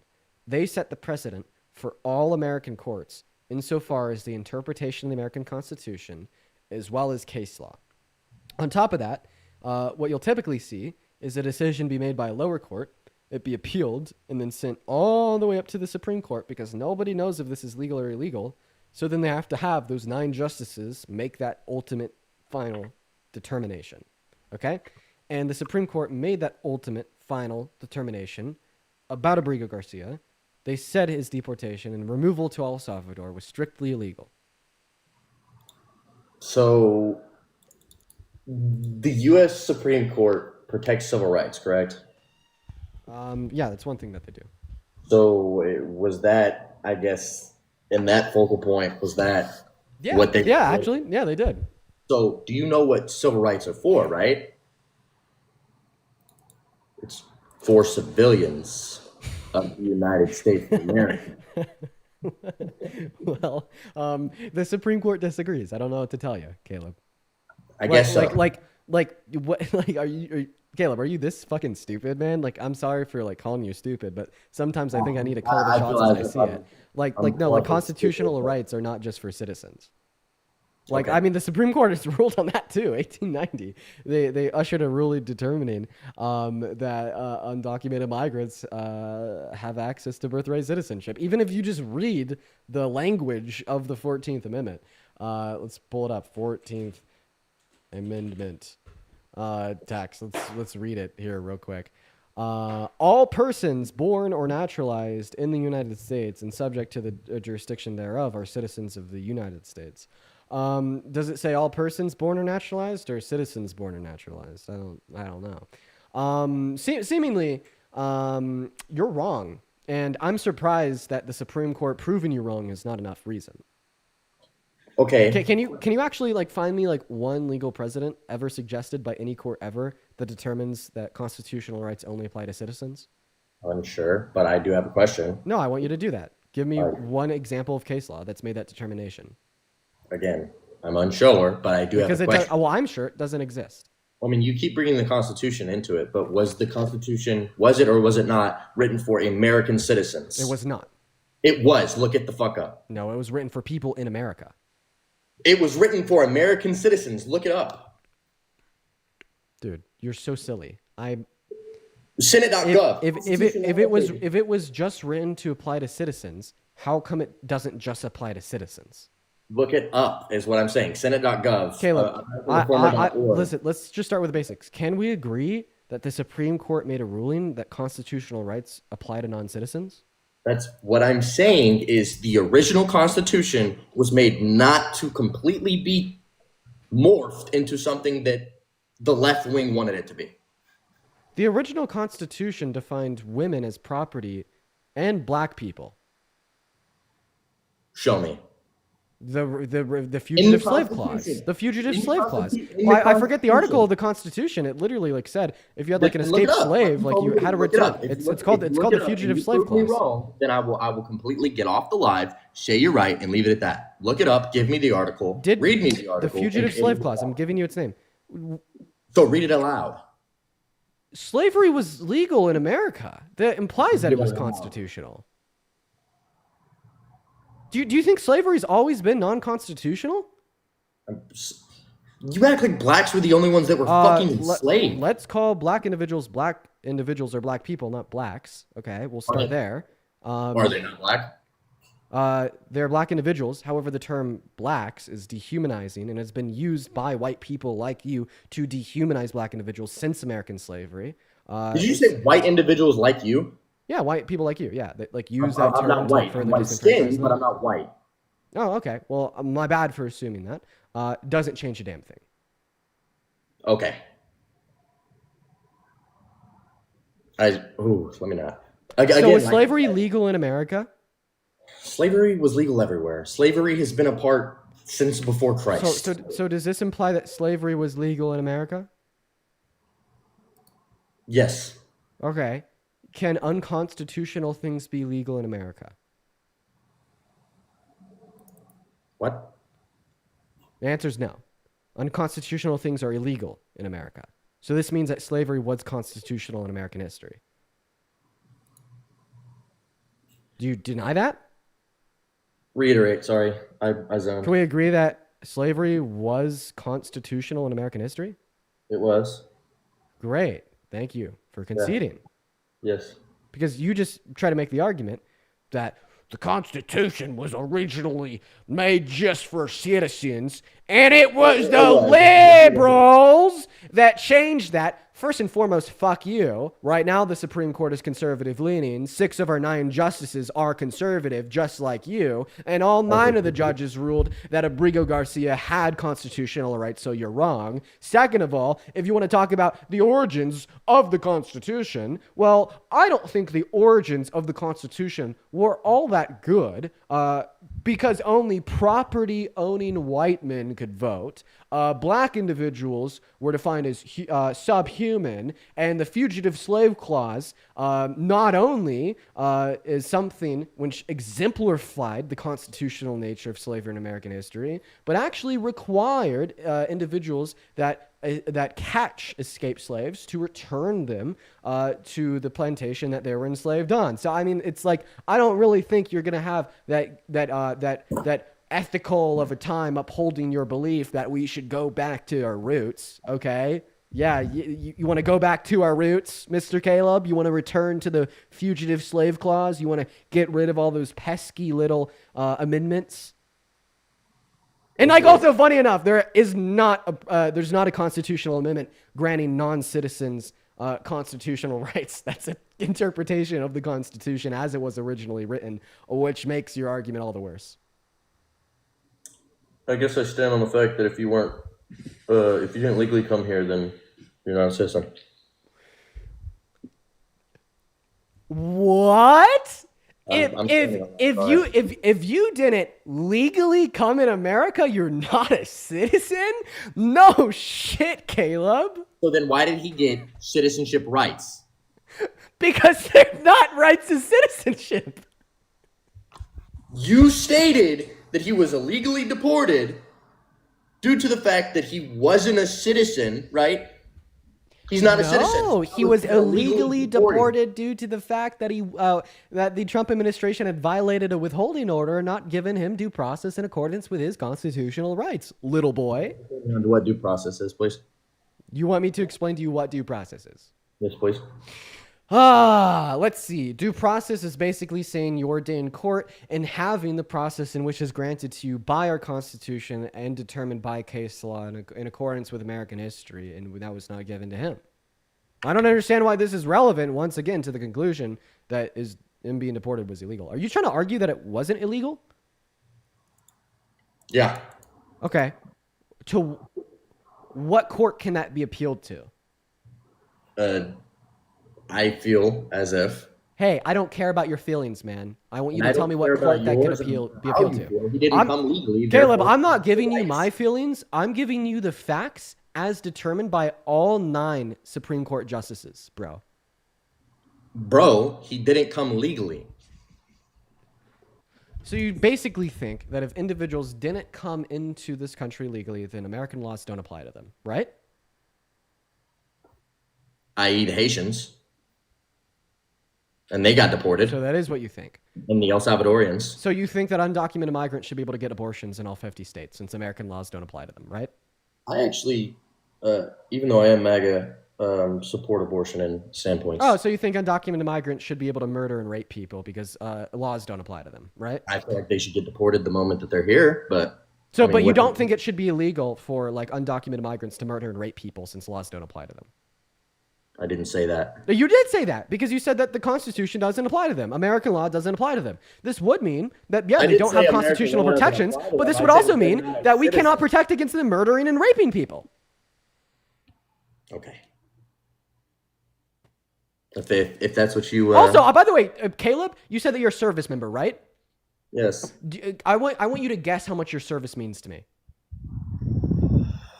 Well, I mean, Nothing. Do you want to know why I say that? Because you're a traitor to the country. You took an oath to uphold the Constitution, but then as soon as the ultimate interpreters of the Constitution, which is the Supreme Court, makes a ruling, you yourself deny it. You yourself deny the thing that you took an oath to protect. You yourself deny the thing that your brothers and your sisters in the armed forces have died to protect. You yourself deny that. You. That's you. That's not the enemy overseas. That's not the enemy in American history. That's you. That's you, Caleb. I want you to respond to what I'm saying. The enemy overseas that we spend billions of dollars to fight, in all reality, it's the enemy at home. When you look in the fucking mirror, you see the enemy. You know, all of the operations, all of the trillions of dollars, all of the years, all of the attention that has been directed by the American government to trample the enemy that poses a threat to the American democracy and the rights, liberties, and protections offered under the jurisdiction of the American Constitution exist inside of yourself. That is you, man. You're the one that thinks that the Supreme Court doesn't matter. You're the one that thinks the ultimate interpretation of the Constitution is wrong. You're the one that poses the threat.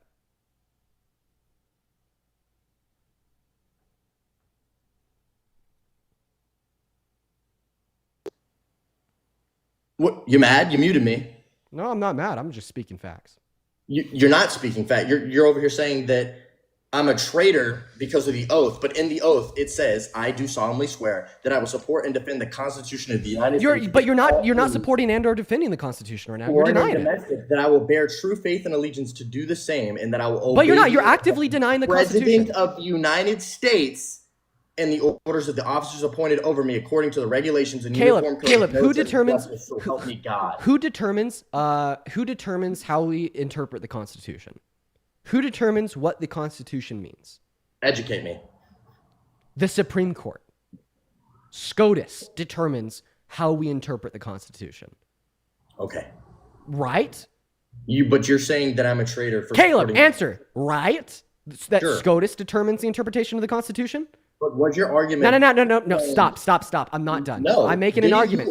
I'm not going to respond to jack shit you say until I finish making this argument. So you've determined that SCOTUS interprets the Constitution. Okay. Could we agree that SCOTUS determines what the Constitution protects, doesn't protect, or means for America through their official rulings? You done muting me or are you going to listen? Answer my question. You're listening to me, little boy. Little boy. Yeah, you heard that fucking straight.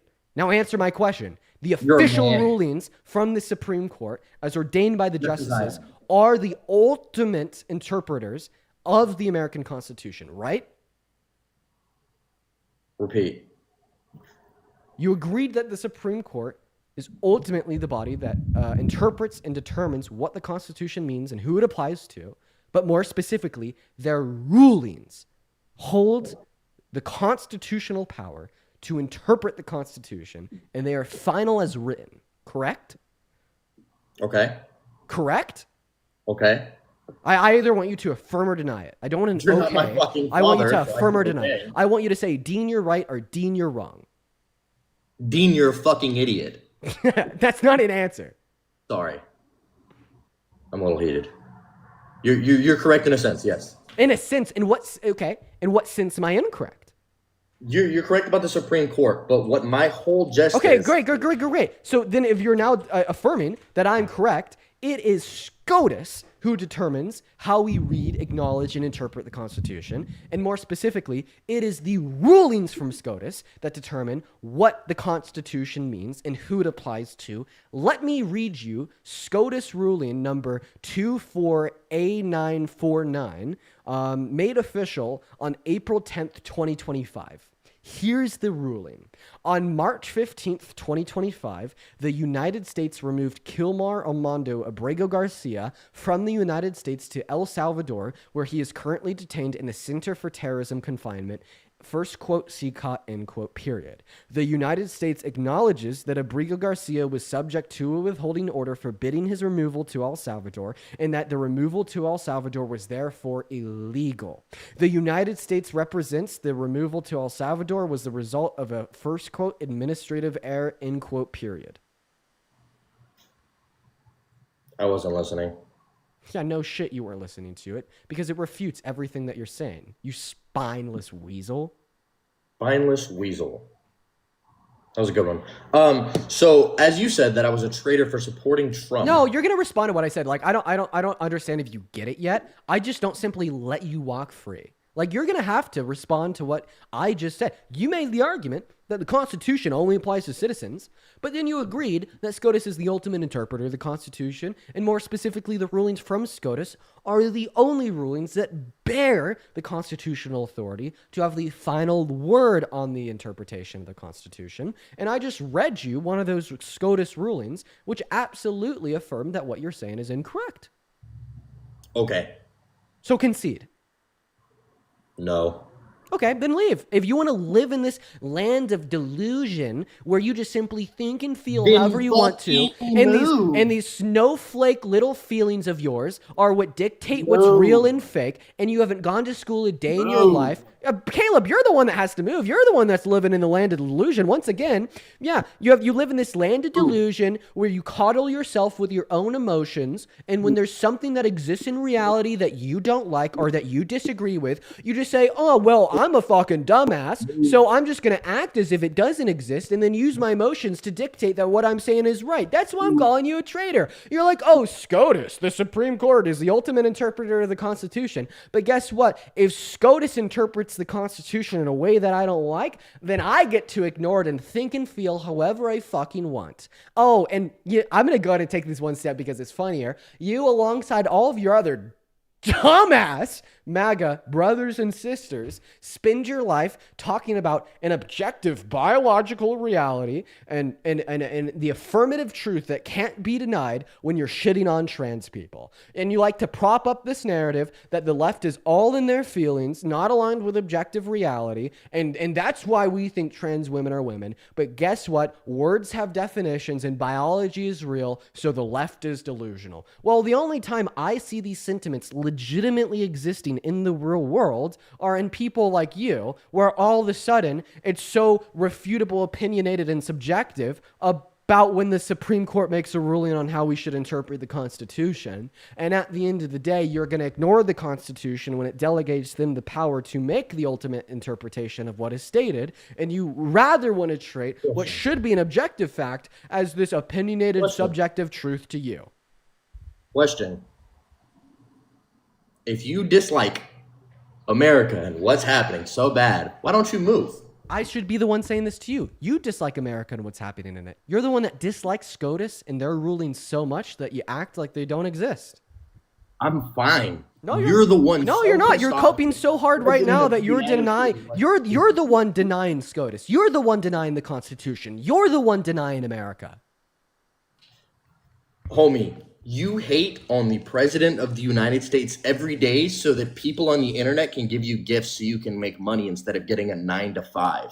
If you hate I wouldn't recommend talking about the donations I receive. Move. It'll only make me receive more. But like once again, God forbid you receive more and don't work for what the fuck you earn. Oh, I don't work. So what's work? What's a job? Actually going and fucking working. Okay, so what's work? Working is Lamando, thank you for the $20 super chat over on YouTube. I appreciate you. 1 second, I got to thank my donors. Lamando, thank you so much for the $20 over on YouTube super chat. That is incredibly kind of you. Thank you so much for the love. As well as Mikal, thank you so much for the $10 super chat, and Hyped with a 10 as well. Nina with a 5. Thank you guys so incredibly much. You guys are awesome. Thank you so much. Show some love to the donors down below in that chat. I would also like to show some incredibly special love to Patricia for the $10 on Venmo, David with the $10 on Venmo, and then Ducky and Manu both with the $20 over on Venmo each. Thank you so much for the love, Ducky and Manu. And then 30 minutes ago, Sid with the $50 donation saying happy Thursday. Happy Thursday, Sid. Let's get 500 Sid W's. And Jada with the $40 donation over on Venmo. Thank you so much for the love, Jada. And then Ebony with the Galaxies. But I want to get 400 Jada W's. And Beth with the $100 donation over on Venmo saying, I guess I have to pay for the non-job job again. Oh my God, I want to get 1,000 Beth W's down below in that chat right now. Holy fuck, Beth. And then also Lucas with a $15 saying, Caleb, get a job. So real. You better get a job there, bud. And then also a veteran, thank you for the $20 over on YouTube Super Chat. And then JVM with a $20 over on YouTube Super Chat as well. Thank you all so much for the love. W, all of these guys. And then one other thing I want to say, you're the one saying I'm the one that doesn't like Americans should move. See, you got to twist it. In this setting, I'm the patriot, you're the traitor. You're the one that hates on the president of the United States on a daily basis, so move the fuck out. You're the one that hates on the Constitution. Except I don't hate the Constitution. Yeah, you do. The original Constitution. What does that mean? The Constitution that was made to be unchanged. The Constitution was not made to be unchanged, you dumbass. What's a constitutional amendment? Please show me where that says.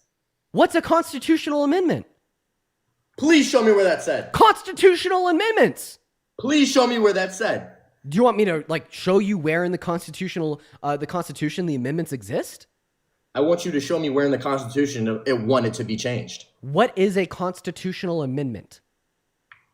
Section 1. Elasticity clause. Hey bud, do you like your right to own guns? Oh, gladly. Oh, do you know that was from a change to the Constitution? Please show me that, actually. The Second Amendment. What is an amendment, Caleb? You're amending it. You're changing it. An amendment is definitionally a change.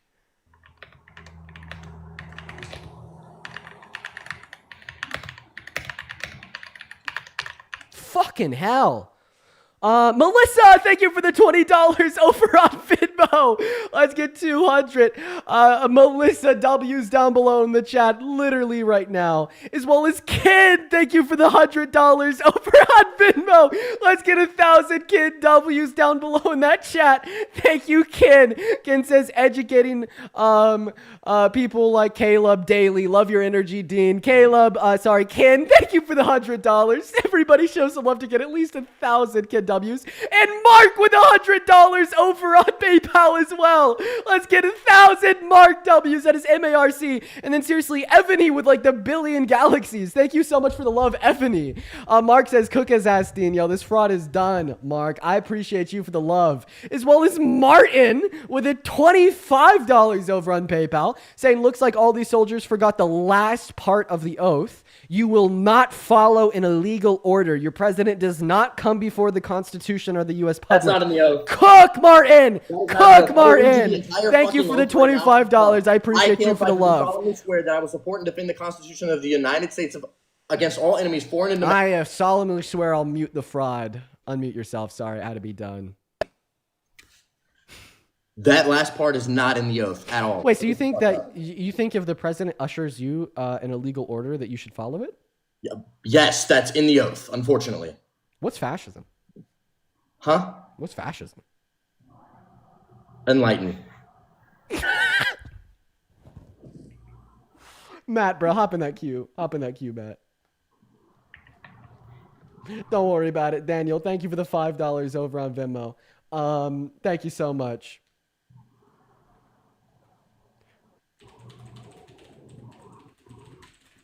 I'm about to jump, Matt.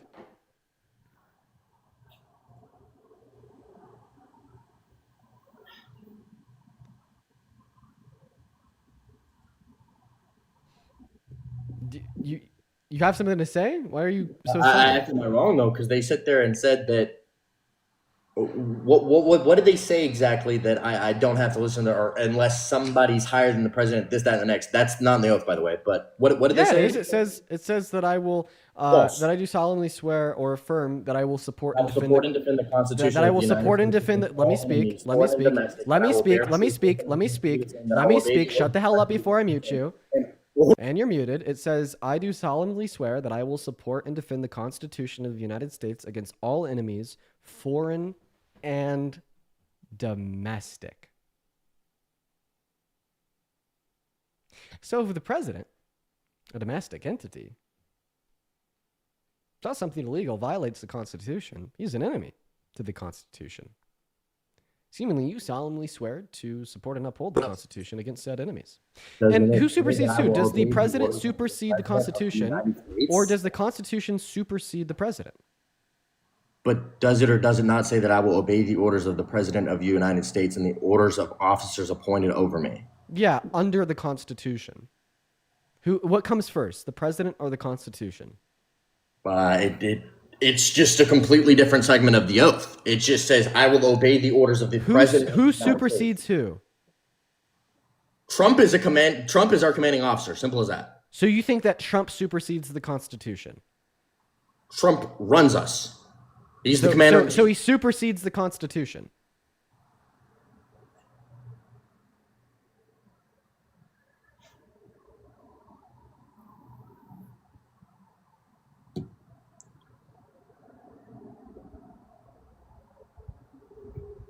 Does he? Hello? Does Trump supersede the Constitution? No. Sorry, I got a phone call. Does the Constitution supersede Trump? Huh? Does the Constitution supersede Trump? I don't. What? No, I don't think so. Caleb, the Constitution supersedes Trump.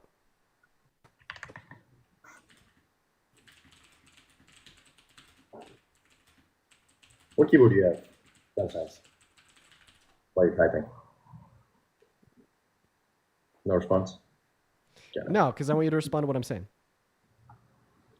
You started typing, therefore I was going to let you do your little AI research and Answer my question. elaborate. Can you answer my question? What was the question? Yeah. Does the Constitution supersede Trump? Yes. Great. So then Donald Trump cannot issue unconstitutional orders. Why is that? Because the Constitution supersedes him. Why is he against the Constitution? Like, why is he? Well, we've been debating an example for quite some time. He unconstitutionally illegally deported Kilmar Brigitte Garcia. He also called for the termination of the Constitution in December of 2022, and he tried to steal and rig the election from Biden in 2020. Is that your sources? Yeah, the first one is Supreme Court Order 24A949, where the Supreme Court ordered that the deportation was illegal. The second one was a post of his on Truth Social in December of 2022, words that came out of his own mouth. And then for him trying to steal the election from Biden, he admitted it to the Supreme Court once again, ironically enough, as well as 2 indictments inside of Congress that he did try to steal and rig it from Biden, but it was merely because Biden stole and rigged it from him first. What I'm saying is, you said he tried to eliminate the Constitution. That's what sources I want. Yeah, do you want me to read off to you his Truth Social post? Sure. Okay, sweet.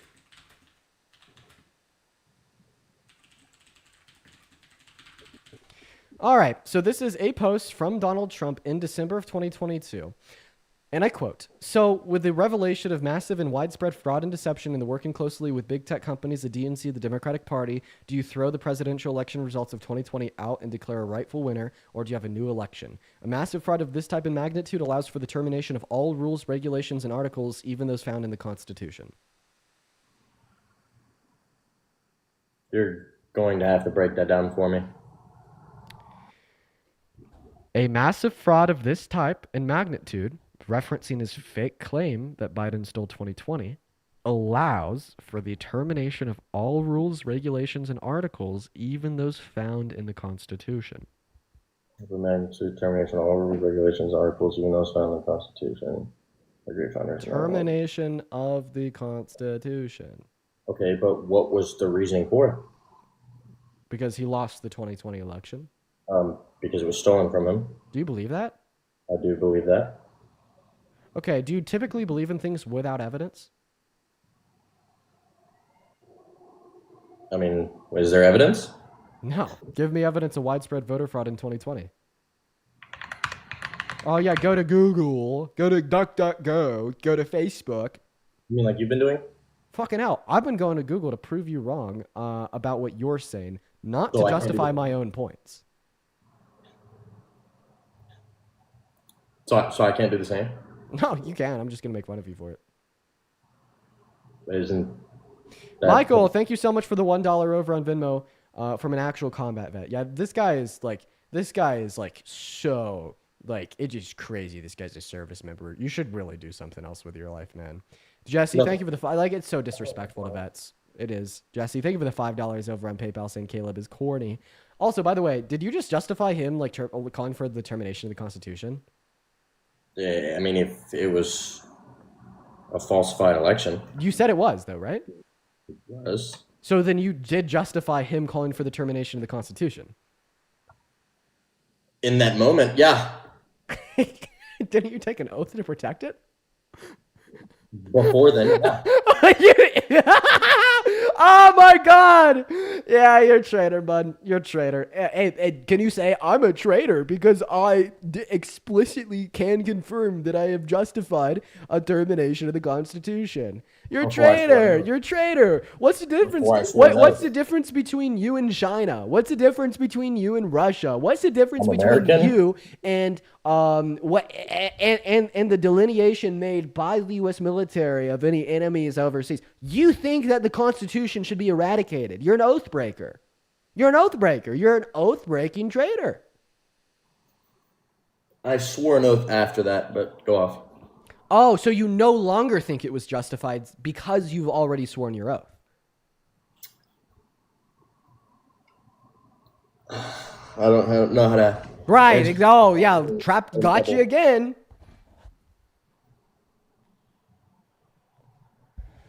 Gotcha again. Oscar, thank you for the $10 over on YouTube Super Chat. I appreciate you so much for the love. Hype Phantom with the $10 over on YouTube Super Chat as well. Great Jedi with the $10. Thank you so much. And then Brandon with the $20 over on Venmo. I appreciate you for the love. Brandon says, this guy's not a patriot. Thanks for trying to educate traitors like Caleb on the Constitution they're meant to uphold and protect. Thank you for the $20. Shout out to Brandon. Alicia with the $10 saying the UCMJ requires service members to obey the lawful orders of their superior, including presidents. This obligation only extends to lawful orders, and disobedience can be justified if the order is deemed unlawful. Stevani with the $5, thank you so much, as well as Michael with the $10. What and Hannah with unlawful $5. order has Trump given to the military? I never said that Donald Trump has given an unlawful order to the military. I said that Donald Trump has violated the Constitution, and I gave a plethora of examples, but not one example that I gave pertained an order to the military.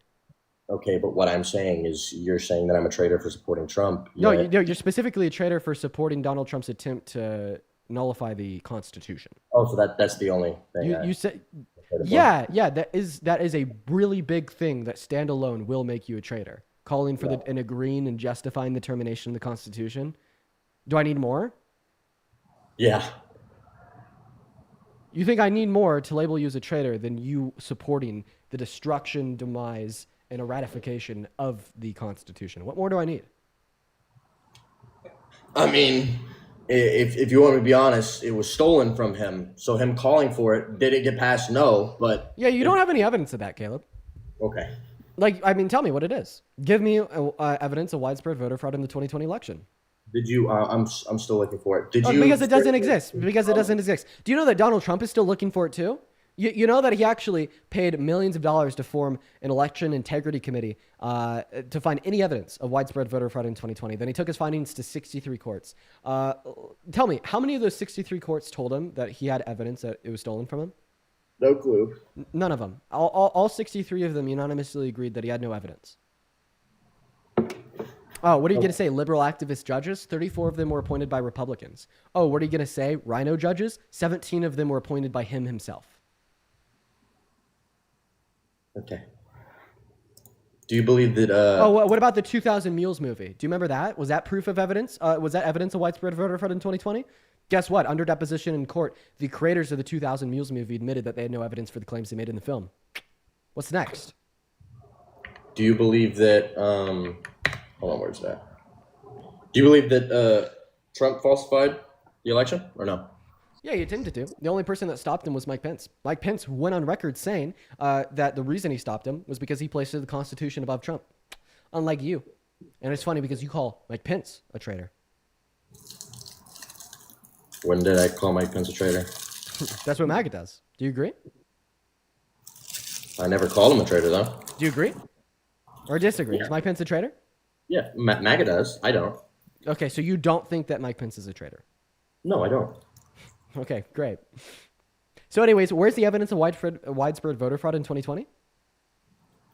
I'm still looking, but where's the evidence of widespread voter fraud for Trump?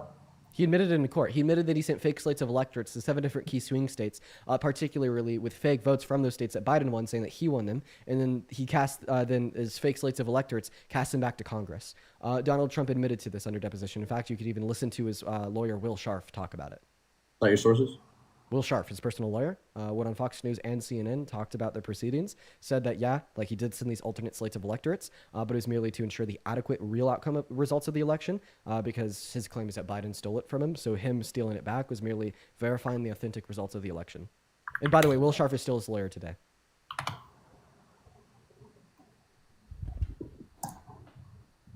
Yeah, so see how I can provide evidence for my claim?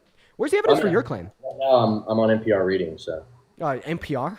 Nice. NPR, the organization that Donald Trump is trying to defund right now, is definitely going to give you evidence of 2020 being stolen. You're on a great start. Shaylin. I'm reading into what you said. Oh, why aren't you reading into what you said to find evidence for it? It's been like 10 minutes. Because I asked you a question, you answered it, so I want to read it. Okay, so you want to pivot. Come again? So you want to pivot. How about you just like stay quiet until you find evidence of widespread voter fraud in 2020 while I get a next guest up here. And then when you ultimately can't find evidence of widespread voter fraud in 2020 and leave covertly, me and my whole chat will laugh at you. What is going on, Nico? Are you MAGA? Fuck no, dude. Oh, base. If you're MAGA, hop in that queue for me. So I am going to go ahead and bet every dollar to my name that Caleb down here, what's going to happen is he's going to stay down there on mute looking for evidence of widespread voter fraud in 2020. He's not going to find anything, and then he's going to leave in the middle of a conversation covertly, and then we're all going to laugh at him. Marnie, thank you so much for all the cool little gifts. What's going on, Big Dogs? Are you MAGA? Big Dogs is not here, guys. Go ahead and drop a MAGA down below in that chat if you would like to come up here and join. Go ahead and drop a MAGA down below in that chat if you'd like to come up here and join. Let me know right now if you'd like to come up. I will happily get you on the live. Shaylin, seriously, thank you for the $25 on Venmo. Let's get 250 Shaylin W's for the $25, and then Jess for the $10. Thank you so much for the love, Jess. Hi, Dean. My Purple Heart retired Marine husband yells fucking traitor every time vet turned fascist defends Trump. I bet it pisses a lot of veterans off. Then Alicia, once again, thank you for the 10. Mel, thank you for the 10 over on PayPal. Linda with a 5. And then Moya, thank you so much for the $30 on PayPal. That is MOYA. Everybody, please show some love to MOYA down below in the comment section saying you're on fire. Thank you, Moya. And then Adam with $100 over on PayPal. Thank you for the love, Adam. Holy fuck. Adam says he needs construction paper and crayons to understand. He might need it, Adam. But let's get 1,000 Adam W's down below right now. And then Ashley with the $20 over on YouTube Super Chat. Ashley says, as a vet, this is sad to see. I hope he learns his way. Please bring up a vet to talk to this guy.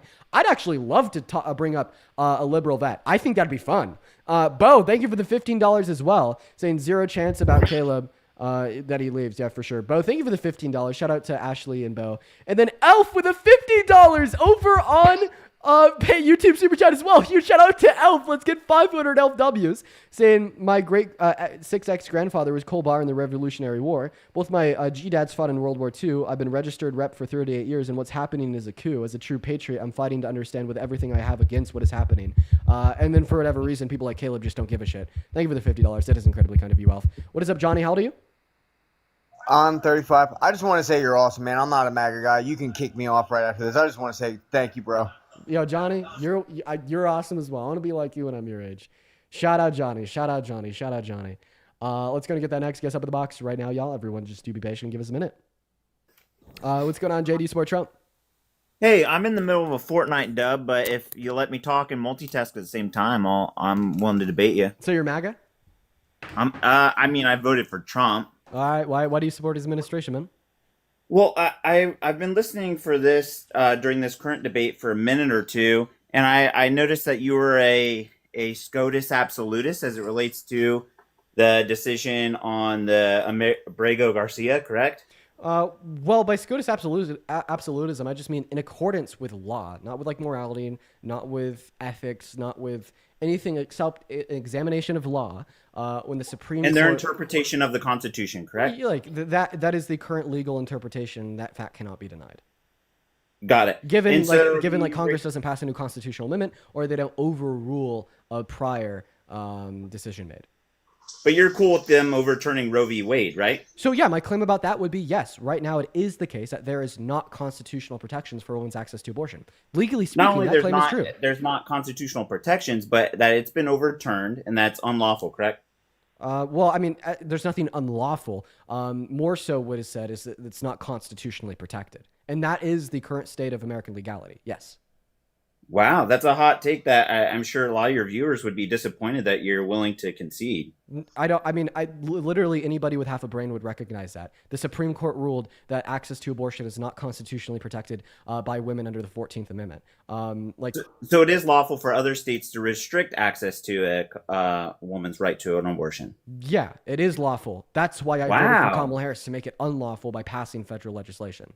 Nobody denies that it's lawful for states to criminalize access to abortion. Like, our position is that we want to change the law. No, many people do. In fact, in past debates, I've overheard you making the claim or sentiments that it should not be restricted and that women should be able to have an abortion.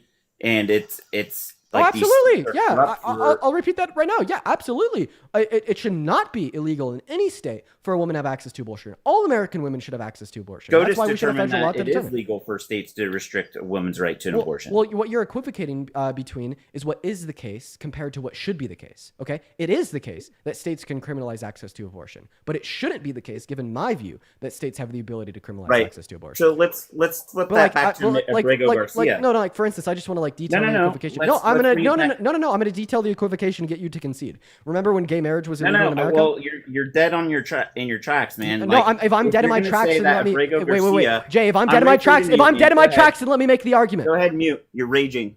If I'm dead in my tracks, let me make my argument. Mute me. I don't need to. Just like, can we agree that at one point in American history, like, gay marriage was illegal?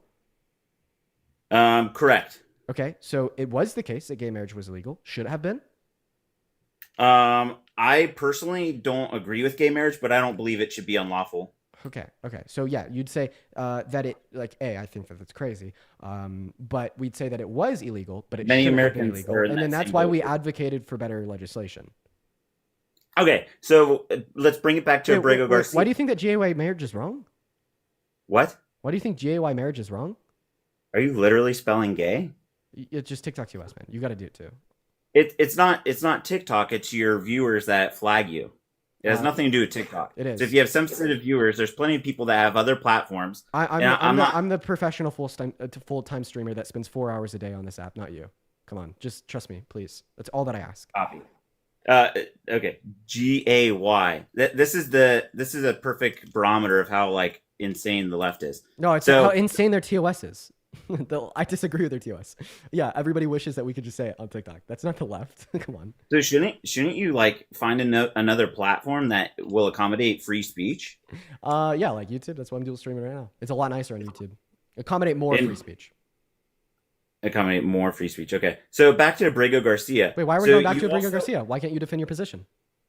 No, the original point was Abrego Garcia. Well, okay. You deflected over to a moral reason as to why the Supreme Court should have an opinion versus a lawful reason. Okay, you're confused. Can I clear up the air? Because I think you're confused.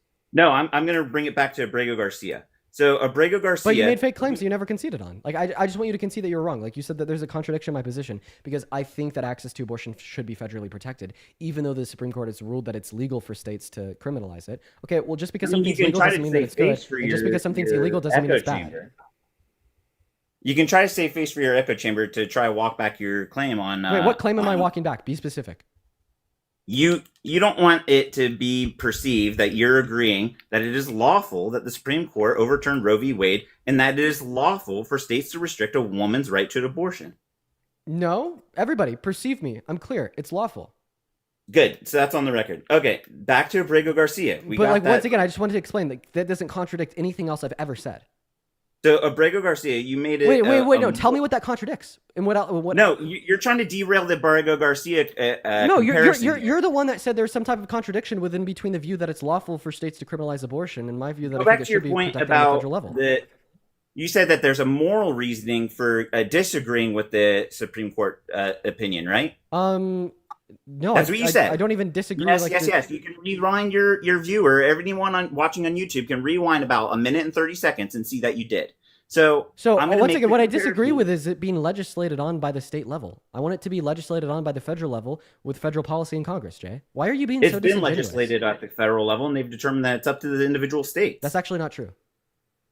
What's not true? Yeah, the Dobbs decision that rescinded Roe v. Wade sent it back to the people and their representatives, not on the state level, but also on the federal level.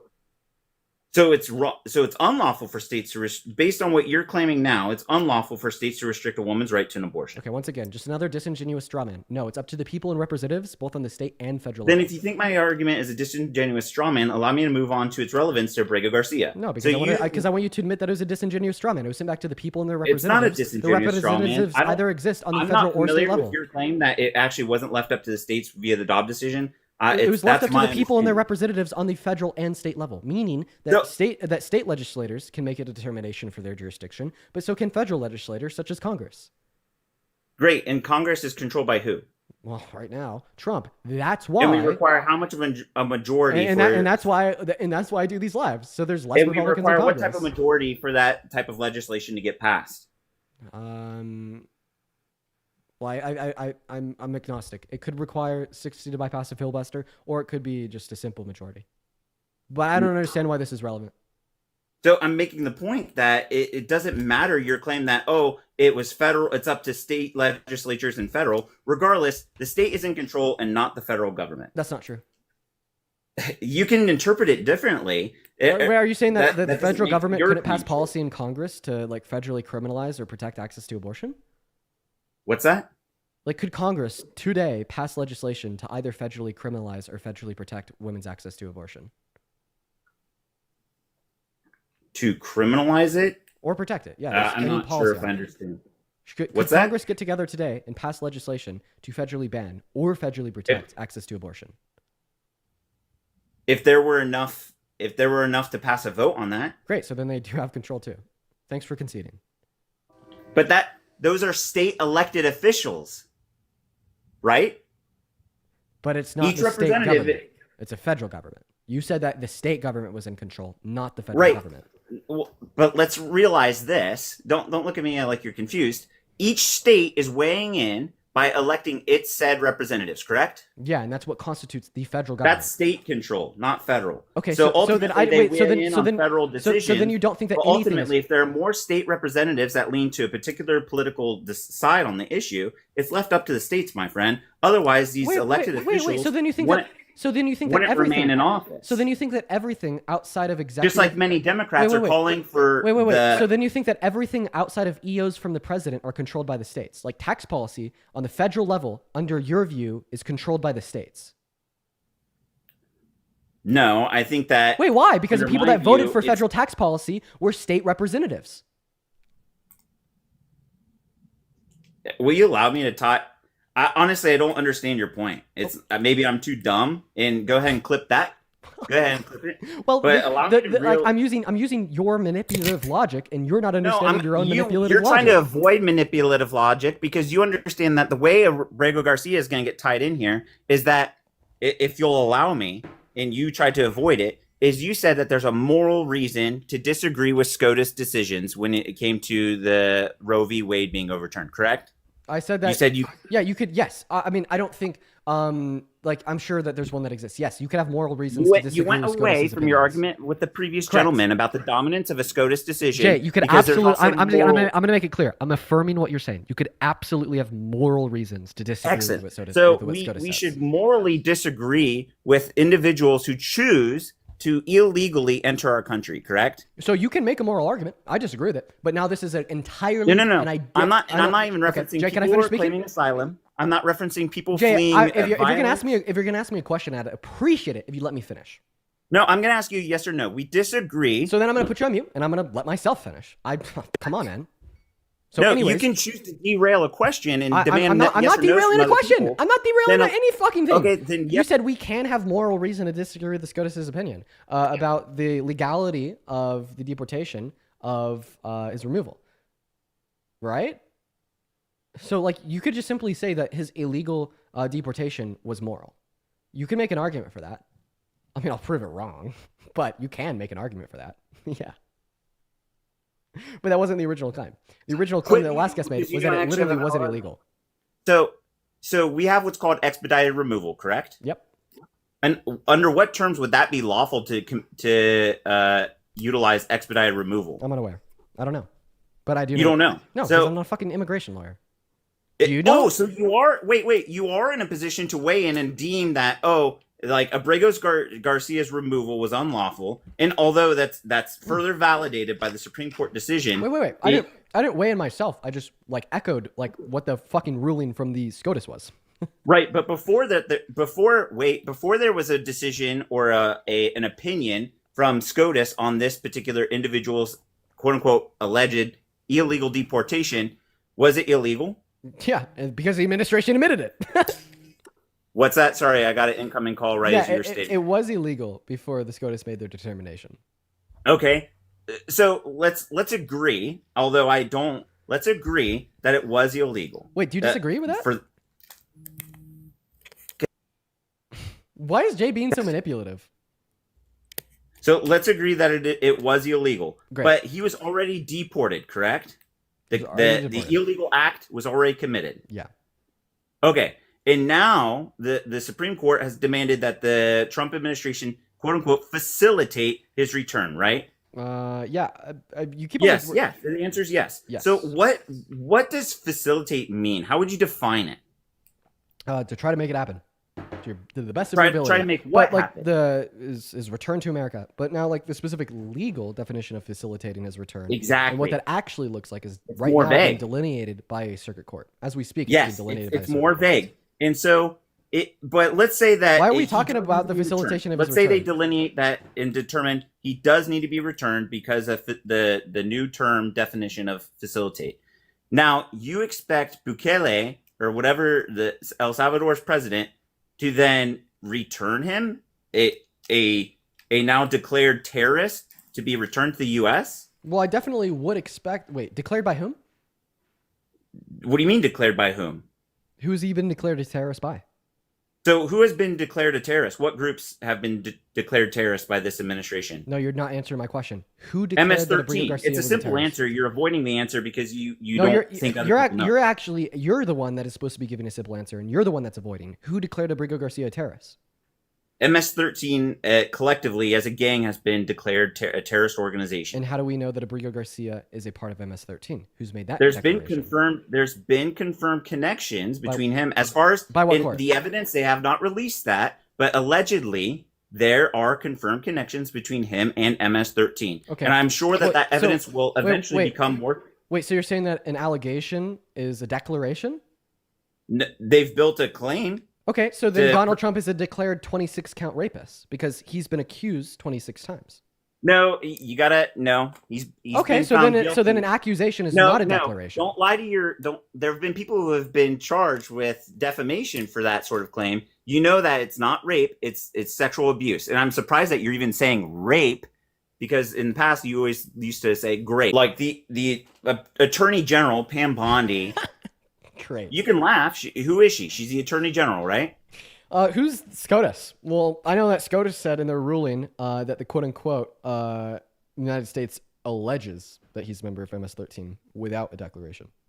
Did you know that? Like, even they just reference it as an allegation?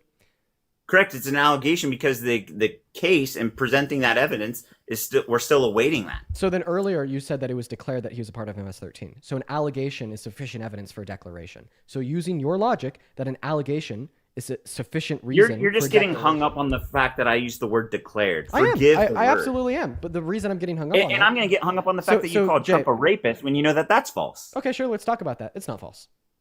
It is. No. Why do you think it's false? He was found guilty of liable of sexual abuse, Yeah, he not was. rape. Oh, so he needs to be found liable for rape specifically in order for it to be rape? No, you recognize that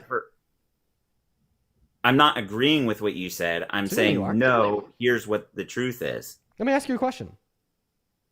Ask away, Dean. Does your definition of rape include the virtual forceful penetration of a woman's female member with a man's fingers? What? Does your definition of rape include the forceful non-consensual penetration of a woman's female members with a man's fingers? I do believe that that would constitute rape. Yeah, well, to the court, that only constituted SA, but because we both believe it constitutes grape, I call him a grapist.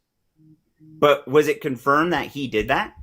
Yeah, by the jury, unanimously. No, it was determined. It was determined what? It was determined unanimously that he did that. Yeah.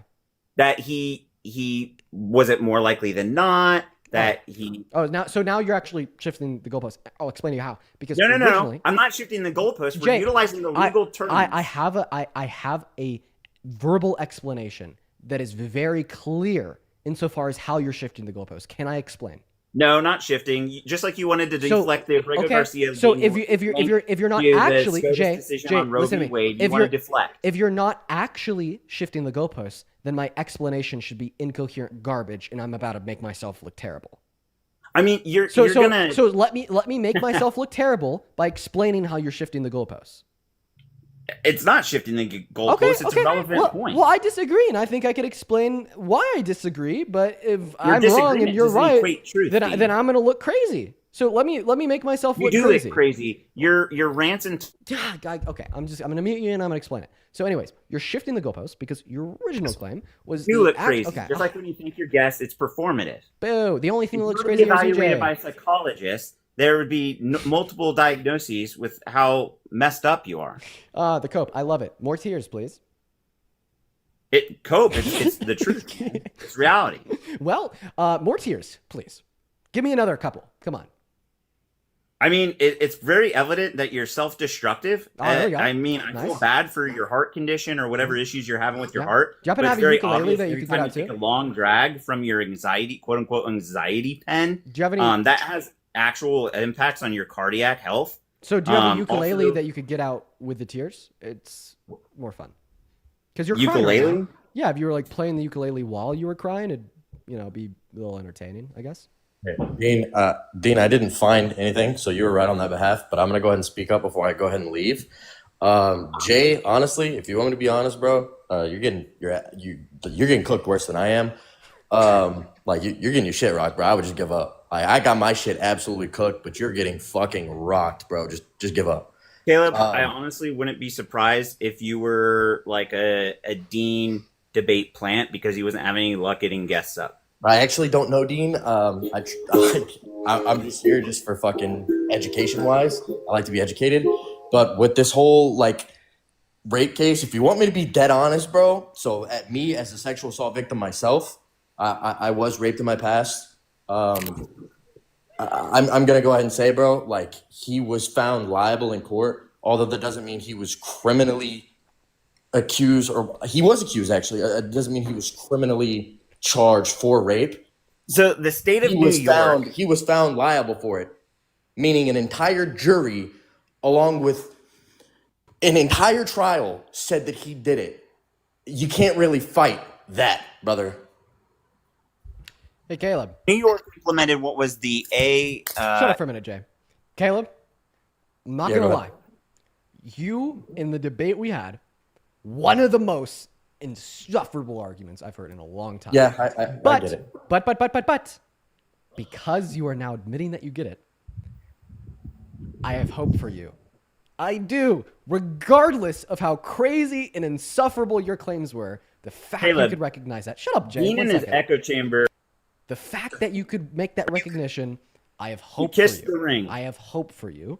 I guess I'm going to go and talk to Jay. Just know that I have hope for you, and I really hope that you actualize upon that hope, and I hear from you in 6 months, and you're like, Dean, I was totally wrong. Jesus Christ. I was not upholding the oath that I agreed to. And I'm incredibly sorry to hear about the experience that you went through in your youth. But, Caleb, have a good rest of your day, your man. I have hope for you. One last thing for Jay. Just go ahead and drop the topic and pivot, brother. You're losing. Yeah, Caleb, don't use your military service as a platform. You don't speak for all of us. I kicked Caleb because I think it'd be incredibly unfair to see your delusion and grandeur and rage be directed at the guy.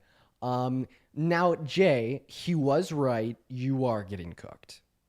Adult Survivors Act was implemented by the state of New York specifically so that this case against Trump could be utilized. How come it took somebody with wealth, status and a heavy book deal to bring an allegation against Donald J. Trump, to have this tried in a civil court rather than numerous other victims who have brought cases forward previously? And why did they only place a window, a period of time where Guess what? people who affected by the Adult Survivors Act could actually make a claim? Why is it not an open window forever now? Guess what? Address that claim. Don't address anything else. The Adult Survivors Act in New York implementing it, when they implemented it, and why was it bookended? Why was it bookended? Because the legislators were only good enough to extend the window, but not to make it forever. I wish it was That's forever. awful. It So is. It is. if Jay, you have a heart Jay, for so victims of FA, we're going to play a little bit of a game. Are you ready? you're going to play some bullshit silent game. I put you on a part. I do. I just want to be able to So, finish Dean. speaking. Jay, we're So- going to go back to the whole mute thing, and it's going to annoy you. It's going to annoy No, me. It's gonna be- go ahead. It's just emblematic of how intolerant you are to dissenting. It is emblematic of my intolerance to incessant interruption. I could not agree more. Now, okay, without the incessant interruptions, You're guilty. guilty of what?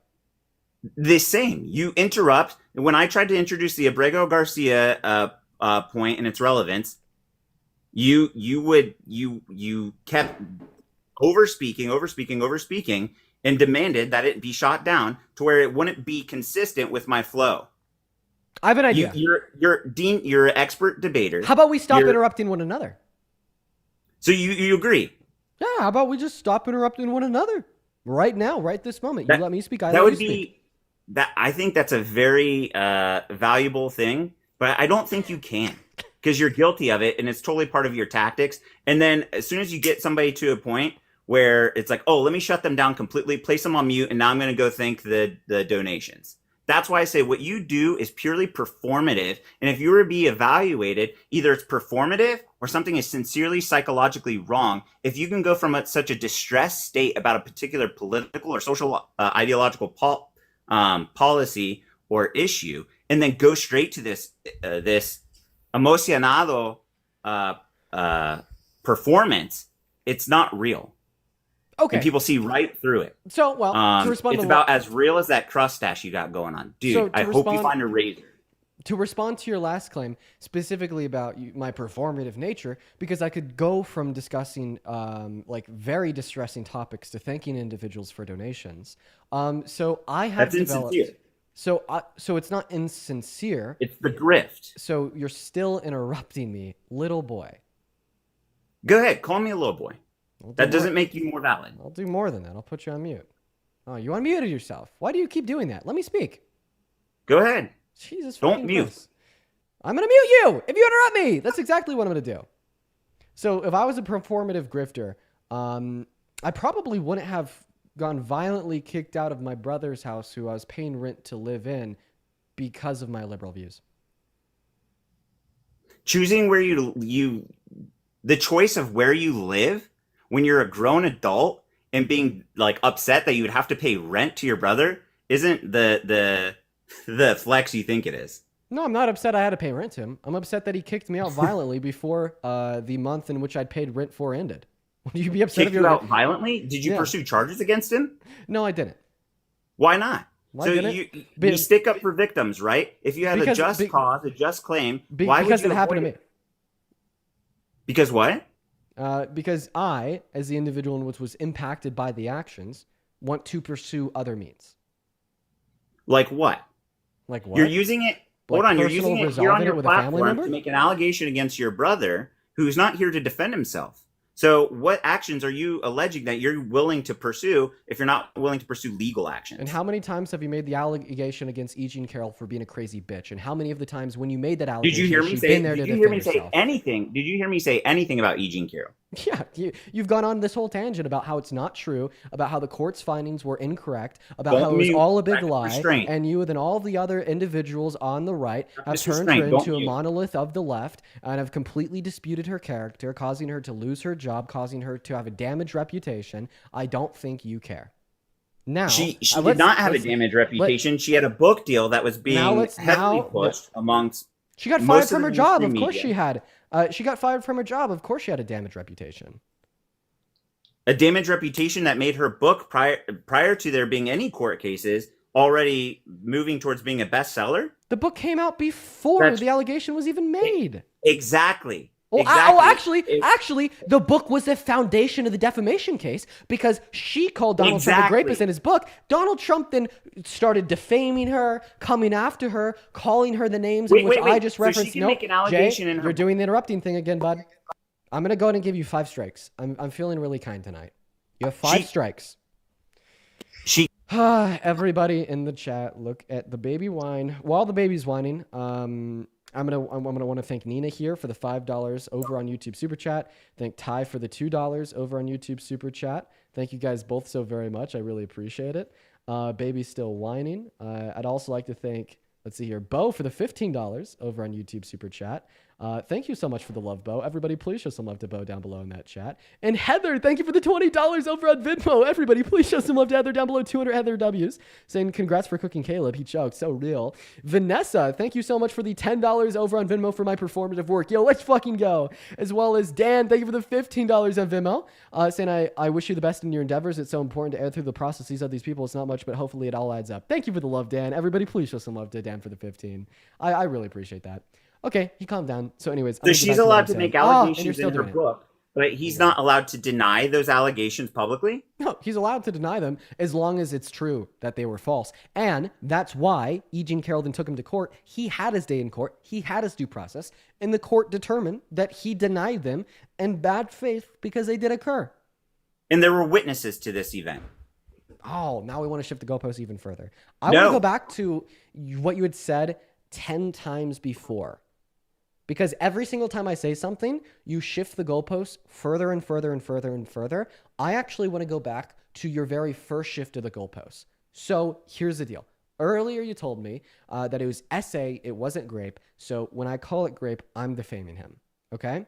So let's talk about what he was adjudicated for. He was adjudicated for SA. However, the action specifically that the jury had determined he committed was grape. The reason I say the action that the What jury does the court had document determined say? that they had, that Jay, if you interrupt me again, I'm going to kick you. Feel free to What ask does me. the court document say? Feel free to ask me what the court documents say as soon as I'm done.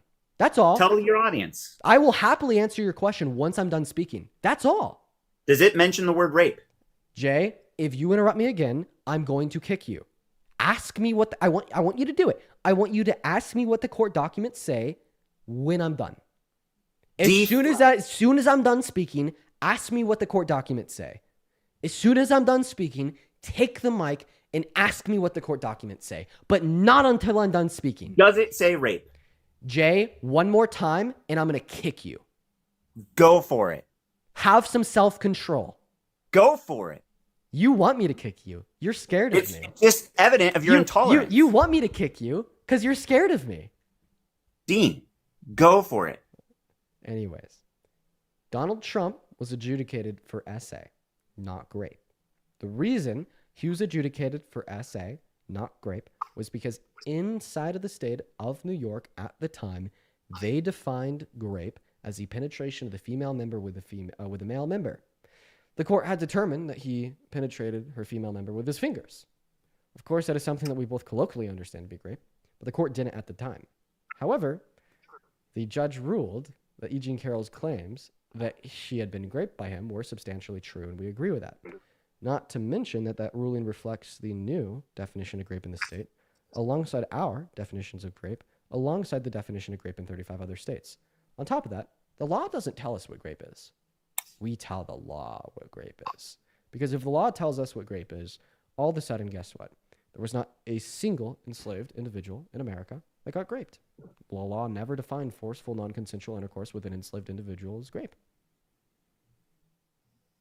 Colloquial terms don't define legal terms. Yeah, they do. A judge's decision or a judge's opinion on how it should be qualified as rape does not determine what the jury decided. A change in the legal definition in the state of New York after the case that you're referencing occurred, changes their definition, does not constitute that the previous case was rape. Great. So then how many enslaved individuals in America were raped? like on an actual legal guard. How many enslaved individuals in America were raped? We're not talking about slavery. This is a deflection. You're moving the goalpost. Move forward. So it's only moving the goalpost and or a deflection if it's not conceptually relevant to the topic at hand. My question is conceptually relevant to the topic at hand, because if you think it's merely the law which defines grape, and if an event occurs that is not defined as grape by the law, but it is not grape, well, then this would imply that there's not a single enslaved American grape during American history. Control yourself. I believe that last statement was incredibly controlled. Go ahead and respond to it. Dean, people aren't able to crush your argument when it's in its tracks, when it's full of absolute garbage, because you mute them, stifling any attempt. Justify that it was garbage. Because you're able to maintain a logic train, your logic train in a belief system, and convey a complete thought, you don't allow anyone to interject when you're full of total bullshit. Feel free to justify how my last statement was total bullshit, and I'll let you do so without interjection, given that you stay on topic. Dude, Trent, the interruption point is lost. You don't allow people to actually engage in discourse and dialogue. What am I allowing you to You engage can go in on right these now? performative diatribes, and it's not actually sincere debate. You say you're here to educate people. Meanwhile, of your 5,000 viewers here, and it's another equal 5,000 because people dual stream on YouTube and watch on TikTok. So it's really just 5,000 total. But you pander to this audience that's going to fill your pockets with this money. Well, you actually don't care about the stuff. You only actually go after these other enemies of yours, like what's his name, Charlie Kirk. But you won't actually meet the people where they're at with your own platform. You want to know You'd the rather funniest part ride of the it all? coattails of these other high-profile individuals on the opposing side, rather than prove your actual, I guess, influence, which is right now. There's a thought in my head. I guess 5,000 people. There's a thought in my head. that Another is great making me example laugh. is your YouTube platform That's what I says 1 liberal versus 100 conservatives, right? Fact or false? Yeah, that's the title of my YouTube stream. Right. How many people have you debated today? Probably around 50. Bullshit. Dean, be real. So right away, your thumbnail, the title, everything you're committing or portraying yourself as performing, you're not actually delivering on. That's further evidence of your performative nature. It's just a grind, dude. And I respect the hustle, but the thing is, you try to portray it as like this noble cause, and it's not. You want to know the funniest, most ironic, most self-telling thing about this all? I doubt anyone's gonna laugh, but supposedly it's funny. That interruption makes it even funnier because you just Go for it. The second interruption makes it even fucking funnier. I hope I'm delivering. The third interruption makes it the best joke in human history. It's just like when you mute people and say "little boy," you're getting a dose. And now the fourth interruption makes it the best joke in universal history. Flip it. The fifth interjection Turn makes it it the into a best joke that TikTok. ever could possibly exist. Post it. The seventh and eighth interruption make them the best jokes that are even logically possible. The reason I say the eighth, your captive audience is on the edge of their seats. Now the eighth interruption makes it a little bit annoying.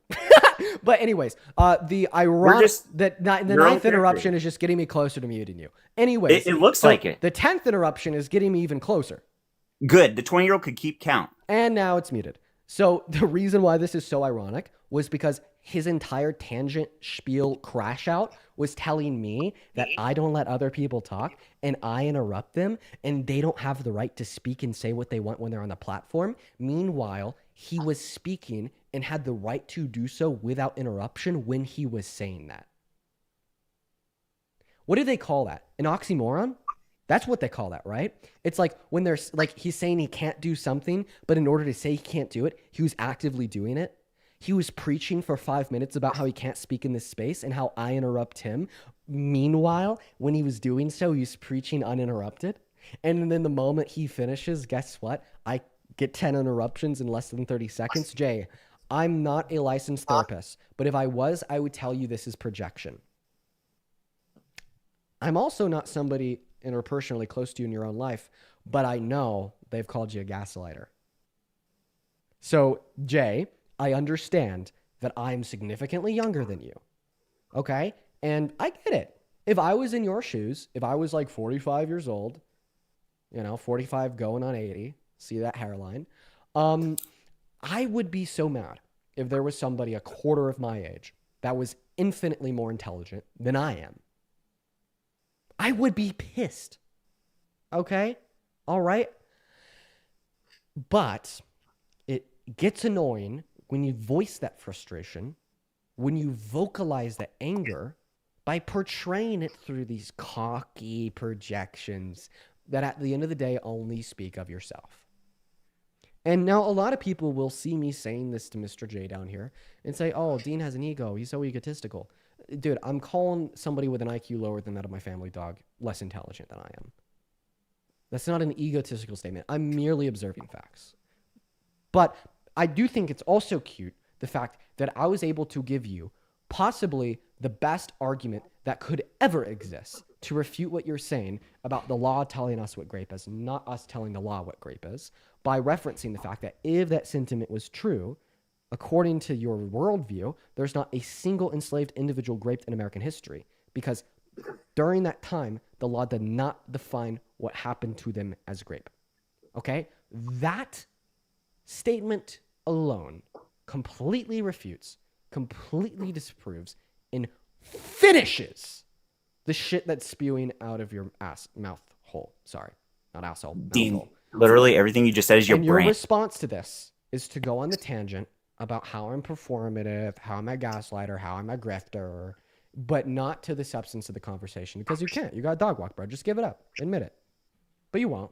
When you unmute your mic and you start speaking, he's going to respond about how I'm performative, how I'm gaslighting. He's not going to respond to the substance about my counter argument referencing how, given his belief, there was not a single enslaved individual that was a victim of grape. Watch it. He's going to prove my own point. Take it away. Can you try to remind us what the hell you just said about not a single enslaved individual a victim of rape? What were you trying to say? Of course. You went on this long tirade again. He's doing it.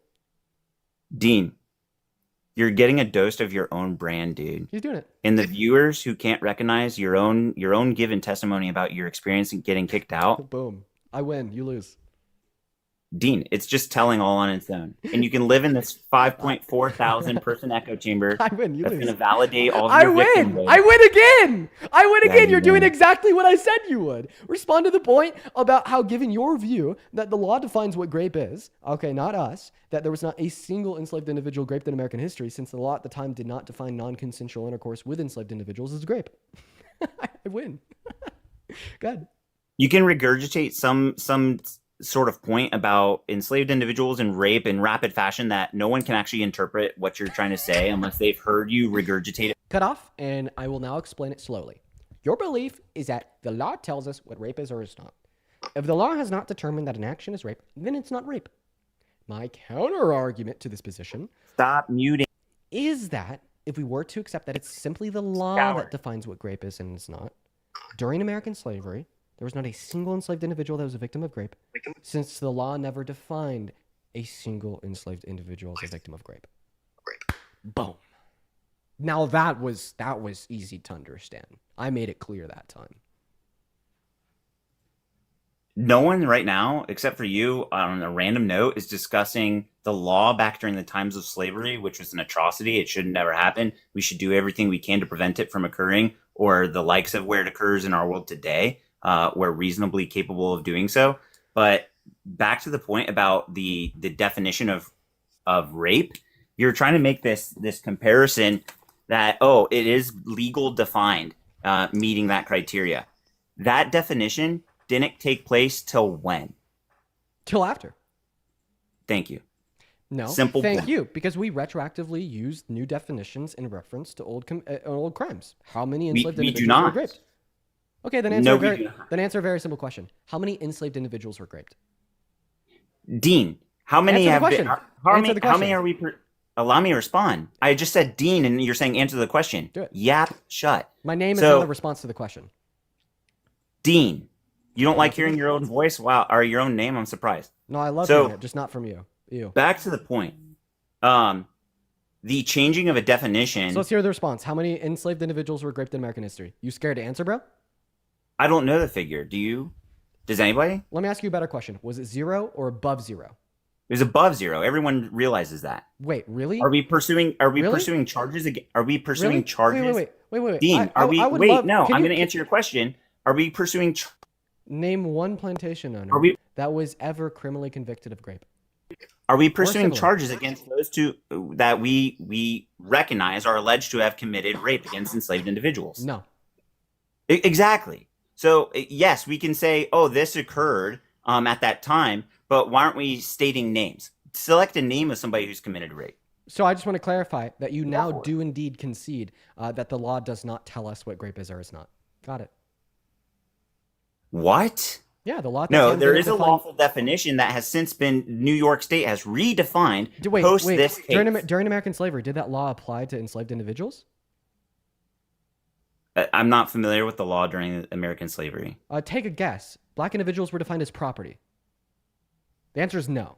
Okay? All right? But yet you still understand. What's its that they relevance were to not. Trump and E. Jean Carroll? Got it. Yeah, I'll explain. You're doing this long-winded, like grand historical comparison that, sure, they're like the relevance is very marginal at best. No, it's actually quite relevant. The reason why it's relevant is because you're arguing that if the law doesn't say it's grape, that it's not grape. The law didn't say it was grape back then, therefore it wasn't grape back then. If you uphold the view, it's a 1-to-1 direct comparison.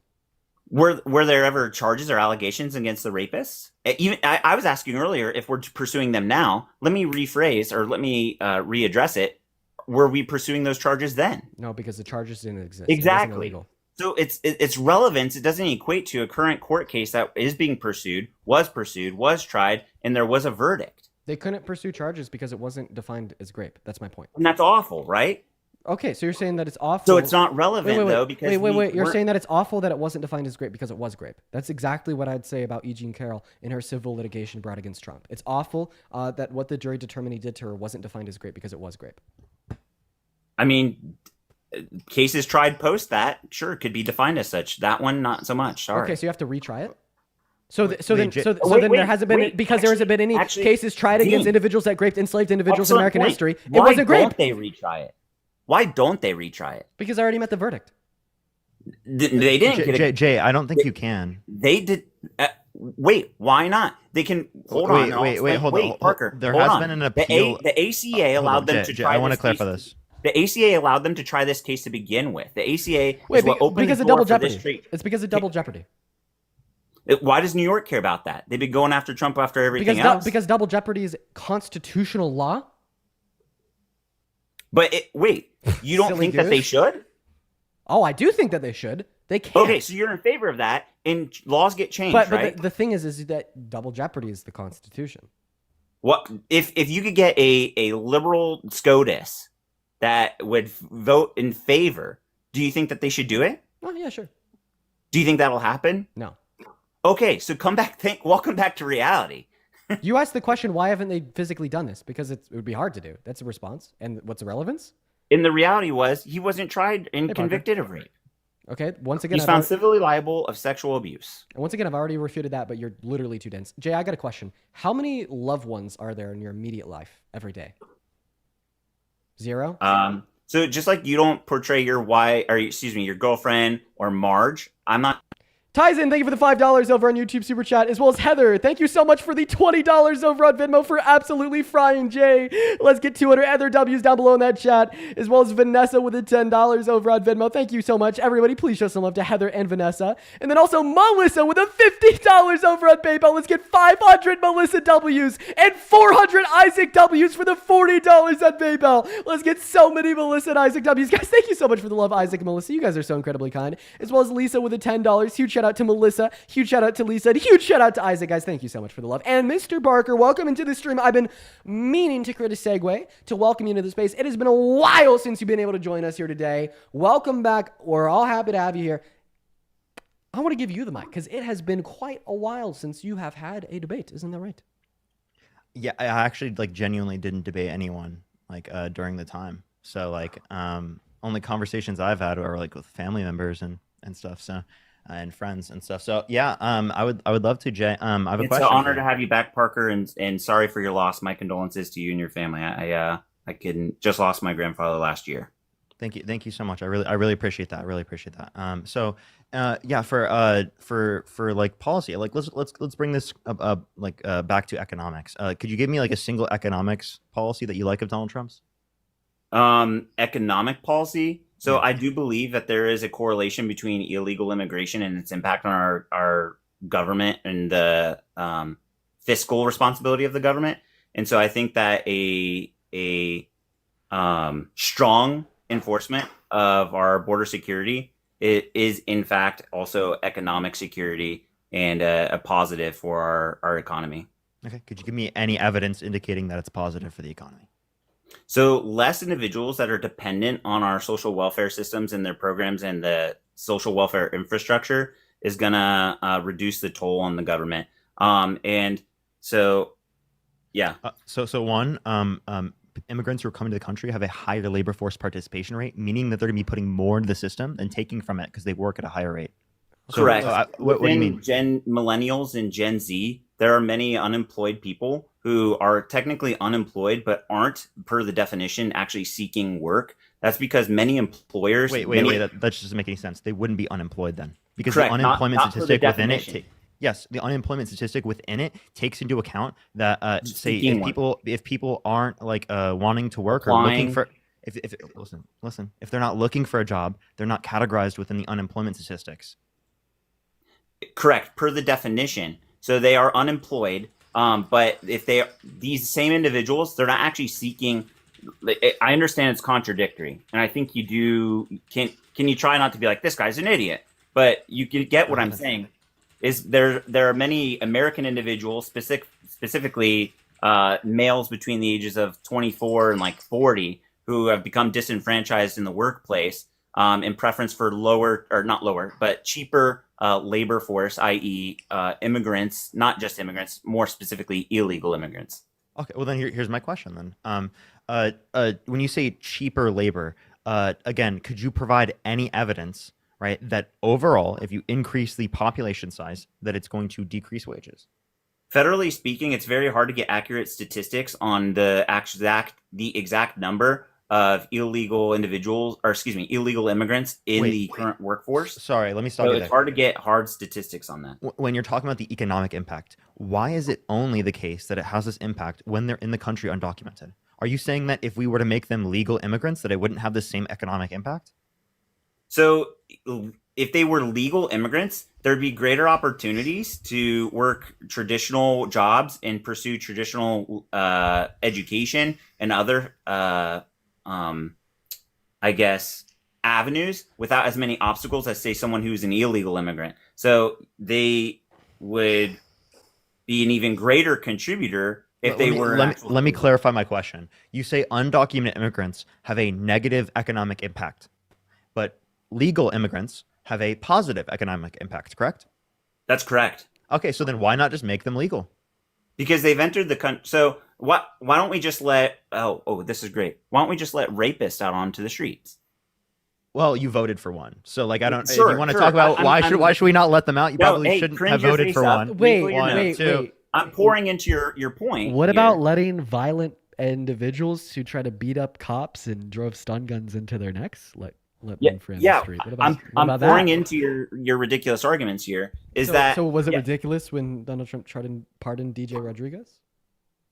I don't support DJ Rodriguez. I don't condone what he did either. So it was ridiculous when Trump I don't pardoned know him? the facts and circumstances of his case. I do. He pled guilty and admitted to the FBI that he beat up a cop and drove a stun gun Got into it. their neck. I'm glad you mentioned Trump pardoned him. So a common point that you bring up about that is that he pled guilty, right? Yeah. Now I have a question for you. One of the claims that I've heard you make against Donald J. Trump is that he's a racist, right? That is true. Right. And the common reason you use is because of his front page article he pulled in the New York Times with allegations against the Central Park Five, right? So wait, the fact that he's it's yes or calling no. He was. You demand yeses and nos from me. It's yes or no. So no, then I'll be more specific. The answer to your question is no. The correct interpretation of my view relating to Central Park 5 is the fact that 10 years after their death, he was still calling for their death penalty following their exoneration. 10 years after their death? I'm sorry? Sorry, not after You their want death. to sorry. retry that again? After their exoneration, including in the vice presidential debate with, sorry, not vice presidential, presidential. After debate they with were Hillary Clinton. exonerated? Yeah. After they were exonerated, he was calling for their death. Yeah, he was still attacking them after their exoneration. Attacking them? Wait, was he calling for their death? You're rephrasing now. Yeah, death penalty. Saying that they still. He was calling for the death penalty after they were exonerated? Yeah. What article or source is that from? So back to my point while you look that up, is that these individuals, sadly, they confessed to that crime, correct? I'm unaware of the specifics, but I'll believe you. The central, well, you're unaware suddenly when it doesn't suit your needs. Unironically, if you didn't interrupt me, you would have heard me say I'll concede if you're saying it. Which is a void concession. Be honest, Dean. It doesn't suit your. Where this is going. Wait. If you're gonna ask me to be honest, I said I was unaware of the specifics of the court case. But if you want to say they did, then okay. That was me being honest. Being quiet and you muted. It's a perfect. Because you told me to not be honest, and then you told me to be honest. Like, okay, what? You're sitting there in front of a computer, like many of your viewers are not. You have the full capability to look it up quickly and then be like, "Oh, I did not know that." So they. I just said I believe you if that's what you're saying. They confessed, correct? Okay, yeah, they were coerced into a confession. Okay. Now let's say 10 years from now, Rodriguez. I don't support Rodriguez based on the little evidence I do know. But let's say, hypothetically, he was exonerated in the future. Okay. Okay. You understand that your scrutiny now, should I call you racist? What is he Hispanic, Mr. Rodriguez? The issue with your logic here is that it's like the same logic that justifies conspiracy theories. Because basically what you're saying is that it's possible for an individual to confess to a crime that they didn't commit. You can name an example or two of it happening historically. So therefore, you could basically assume that this specific crime was an example of somebody that confessed to a crime that they didn't commit without any further evidence. So this is like the same probability gap that is used to justify fringe conspiracy theories. I could even give you like two examples. It is possible that our government lies. I could give you maybe one or two specific examples of our government lying. Therefore, I could assume that our government was lying when they said that the CIA didn't kill JFK. Okay, that's long-winded. Therefore, You're losing I the could audience. also assume that our government was lying when Stay on they said track, Bush didn't do 9/11. Stay on track, please. I am perfectly on track. Not necessary. I am perfectly on track. That was not long-winded, and that was not unnecessary. So it's to derail. It's it not serves no derailing at all, Jay. It's me refuting your logic. You said because it's possible somebody could admit to a crime they didn't commit, and you could give me an example of this. You could basically assume that's true of DJ. Okay, the underpinning logic is if something's possible, you could give an example of it happening before. You could assume that therefore it happens whenever you want it to happen. You could say because it's possible for the government to lie, I could give an example of the government lying. Therefore, the government was lying when they say that the CIA didn't kill JFK, and the government was lying when they said that Bush didn't do 9/11. The same logic that you're giving to me would definitely justify that DJ Rodriguez is innocent for sure, but it's also justifying that Bush did 9/11. It's justifying that the Earth is flat. It's justifying that the CIA killed JFK. It is justification used. You're for rambling. conspiracy You've already theories. said that. Do you need Parker me had to, his hands up. Let him speak. Jay, do you need me to write it out in less than 5 words on polka dot paper with crayon? No, you're going on a tangent. You've restated the same hypotheticals and conspiracies 4 times in that one diatribe. So the reason, Let Parker speak. so He the held re- his hand up. So Parker could speak as soon as I'm done speaking. So He's trying to be respectful while you're yapping. So the reason that I'm still speaking is because of your false allegation of me pivoting, shifting the goalposts, or So not it's saying ego. something It's ego. It has nothing to do with deception. it. No, it's not related to egoism. It's related to truth. Like, once again, I just described how it is the case that your claim that that was an irrelevant statement of mine is false. It was incredibly relevant, and I made it clear how it was relevant. I deployed analogous scenarios to demonstrate the logic you use to yield your conclusion that DJ Rodriguez is innocent, or at least you have reason to believe that he's innocent. No, I is never bad said that. logic. Did I say implies that? conspiracy theories? don't inject words into your guest's mouth. You know, I never said that. Yeah, you did. You said because the Central Park No. Five were coerced into admitting that they committed a crime they didn't I never commit. said they were You could coerced. therefore assume that the same is true of DJ, as it is possible he also committed to a crime that he admitted to a crime that he didn't commit, and God, he could be YouTube, exonerated in 10 you can years. easily rewind and say I never said that they were coerced. I You- also never You said said that they admitted to a crime that they didn't commit, Rodriguez. and they were I also later never committed, said that they were later Rodriguez was exonerated. innocent. What you said Dean. was that they admitted to a crime they didn't commit, and they were later exonerated for it. I never Therefore, said they admitted to a DJ crime that could they have been. didn't commit. That is what you said. Yeah, you said that I they did admitted not to say a that crime they and they admitted were. to a crime that they didn't commit. Yeah, you said that they admitted to a crime that they were later exonerated for. No. Yes. That is I didn't saying that say they admitted to a crime that they didn't commit. That is necessarily true. I didn't say they were exonerated. Yes, you did. Again, you're putting emphasis on the fact that I said Why your are thing you is gaslighting irrelevant. me so hard? No. Dean, projection maybe. No, I'm not Parker, projecting. what you got, bud? No, I want you to respond to me first. I'm not going to let you pivot to Parker, It's not a pivot. You went on a long tangent, dude. which you didn't respond to. You're saying that my argument is not valid because you're saying, dude, you're killing your heart. Let that thing go. Throw it in the trash, man. It's an anxiety pin. Shut the fuck up and respond We're to the not substance of my stupid. That's tangent. gaslighting. That is the definition of a And this is the gaslighting. definition of pivoting. Dude, then quit asking for sympathy for your heart and going, oh man, when you put yourself in this distressed state, not from the anxiety pen, quote unquote, but from your tirades, your rant. Beep! You're muted for pivoting. I'm ready to hear Parker. Yeah, you could hear from Parker as soon as you respond to my quote unquote tangent. That's all. You made this false equivalence that I'm saying. Continue. You're doing something. You're speaking words, Jay. Good job, bud. Yeah, Dean, you successfully derailed somebody with your repeated diatribes. So actually, what you're They supposed serve to be no benefit. So Jay, the quote unquote tangent that you're supposed to be like responding to was my justification that it was not a derailment. You're ignoring it and you're simply repositing that it was a derailment. That is an incredibly insufferable and dishonest debate tactic. What? Get back to your point, because I sincerely, it's not insufferable. I don't remember. You go on these long tangents where you start repeating yourself. You start to lose the audience when you're repeating the same nonsense. The only person I'm losing here is you. Okay. So once Well, again, you're- yeah, the point was simple. Just because individuals have admitted to crimes that they didn't commit and they were later exonerated, that doesn't mean that DJ was. Is that it? Is that your point? Yeah. And did I condone DJ Rodriguez? Yeah. You said that, well, Dean, you could be racist Whoa, if he's later whoa, exonerated whoa. for his No, crime. no. See, Dean, you're Why should I have any gaslighting. reason to believe that will And occur? people can easily there's YouTube, man, and the internet doesn't forget. Sure, your echo chamber will support you with no question, but the internet doesn't forget. They'll forget about you as soon as you leave. Sure, I mean, I'm killing time, man. I don't got shit to do this evening. You're killing time and everybody's brain cells. Parker, go ahead. Thank you, Parker. Yeah. So Jay, getting back to like the point that I was making, like you're saying that legal immigrants have a positive economic impact and undocumented immigrants have a negative economic impact. So then Correct. my point is that we can just make people legal so that they have a positive economic impact. Correct. So I understand what you're saying, and and it is correct. Or not? No, it's not. It is correct.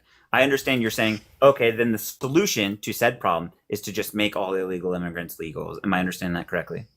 Oh, I'm just saying that like you want to give a pathway to citizenship for any undocumented immigrant who hasn't, been here and has in the past committed a violent crime or bad crime. But right now, that's a great point. There is a pathway right now through BP, or excuse me, what's it called? DACA. Dude, we're not talking about DACA. And Obama could have done something more about DACA when he had a chance, and he didn't. And Biden could have done more for DACA, and he didn't. So anyway, not Agreed. talking about DACA. What's that? I said agreed. So, what's the one app that people are using to enter the country? CBP1. CBP1, and now it's called CBP Home, where people can agree to self-deport. Not only that, they can receive $1,000 once they've done that. They are not in a ill standing with the U.S. government, and they can pursue a legal entry pathway to citizenship. Yes, sir, Parker. How long on average does it take to legally get into the country? Too long. I'm working on it right now. Well, then isn't that the point that I'm making? And wait, and What's what do you that? mean that you're working on it right now? My spouse. Okay. So, like, again, you understand that the process takes too long. Why wouldn't you be in support of the process going faster? When I say too long, I mean that it's very much so a hurry up and wait process. So you get started, and then you get your green card, permanent residency status, and that's just part of the process. People say, "Oh, let's give them citizenship." Of course, like initially, you need to start out as a permanent resident, stay in good standing and compliance of the policies in place for permanent residency, and then later you can apply for your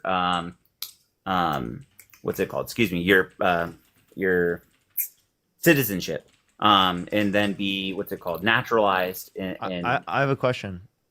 Your spouse, are they in the country right now? Correct.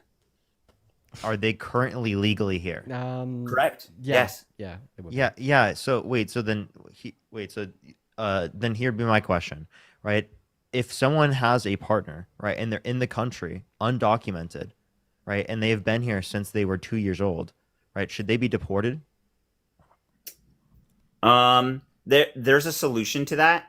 So they could have left and then returned, gotten married, like on legal terms. No, I'm asking at this point, they're like in their 30s. Should they be deported? And I'm saying in their 30s, they could have returned back to their home country, returned on a tourism visa, gone to a courthouse and gotten married, and then pursued that process yes or no? Should they be deported?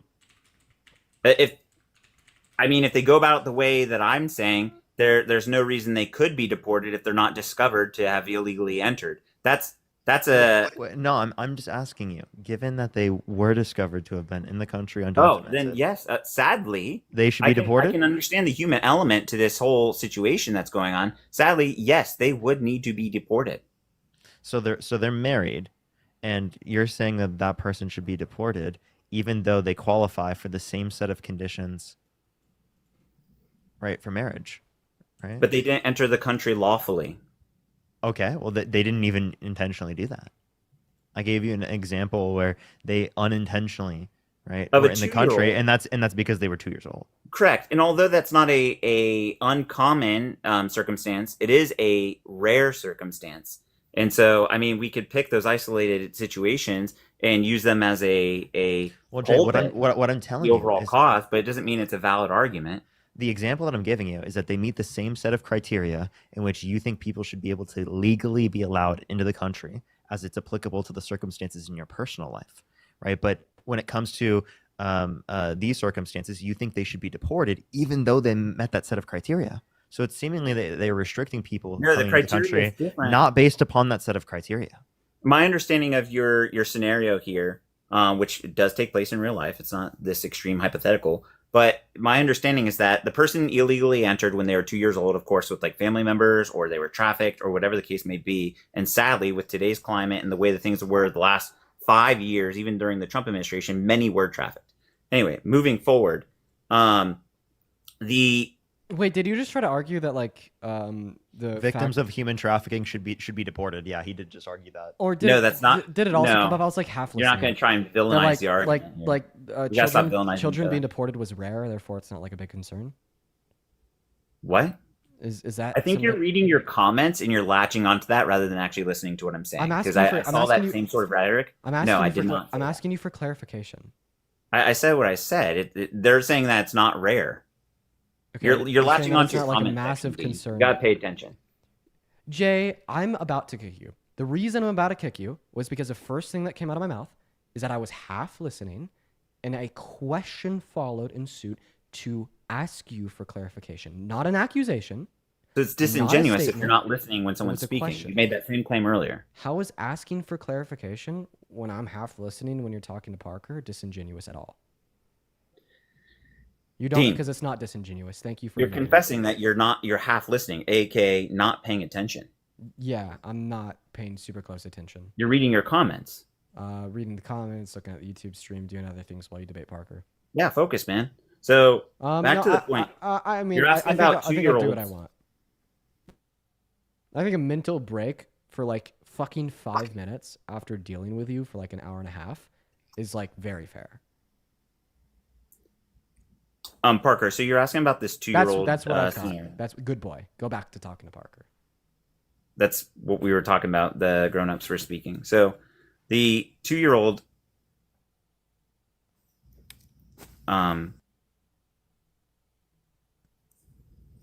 Wow, what's going on? Do you typically refer to toddlers as grown-ups, or is this like the first time you've done that?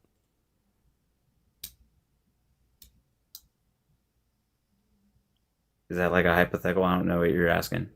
I'm accusing you of being a toddler, and I'm asking if you typically refer to toddlers as grown-ups. It didn't resonate because it actually didn't make sense. So I don't think much sorry. makes sense to you, Jay. I feel like that's been evidently clear. So the 2-year-old scenario, unfortunately, in that scenario, that hypothetical you gave, yes, like they would need to be deported. Yeah, but the point I was making is that they meet the same set of criteria, right, in which you allow other people to be led into the country as it would be applicable to your own personal life, right? So I'm saying like, okay, if that's true, well then you're not restricting people based upon the standard. Then you're restricting It's them. not just its application to my own personal life. My wife, when she originally entered this country, she entered this country under lawful terms, and then later on when we got married, we still did it under lawful terms. There's actually even a period where between when we met and later when we got married, she was not in the country. The only reason to have a lawful process is to ensure that people are safe, right? So if you're not ensuring that people are more safe, right, then why would you have a rule in place to restrict? Well, so we want people to be safe. So wouldn't it be a safe starting point to identify No, who are... you're not listening. You're not. Given that they met the same set of criteria, why should they be deported? They're already in the country. They haven't committed a violent crime, a bad crime. They're not making it less safe. Why should they be deported? So for this hypothetical, do we just want to say that the person's a DACA recipient? No, because I'm giving a unique example insofar as that they haven't been given any type of legal protection or status. Then they're in a very tough situation. And I think sadly another element would be, are they under the protection of is their guardian their parent, their biological parent? Let me keep clarifying.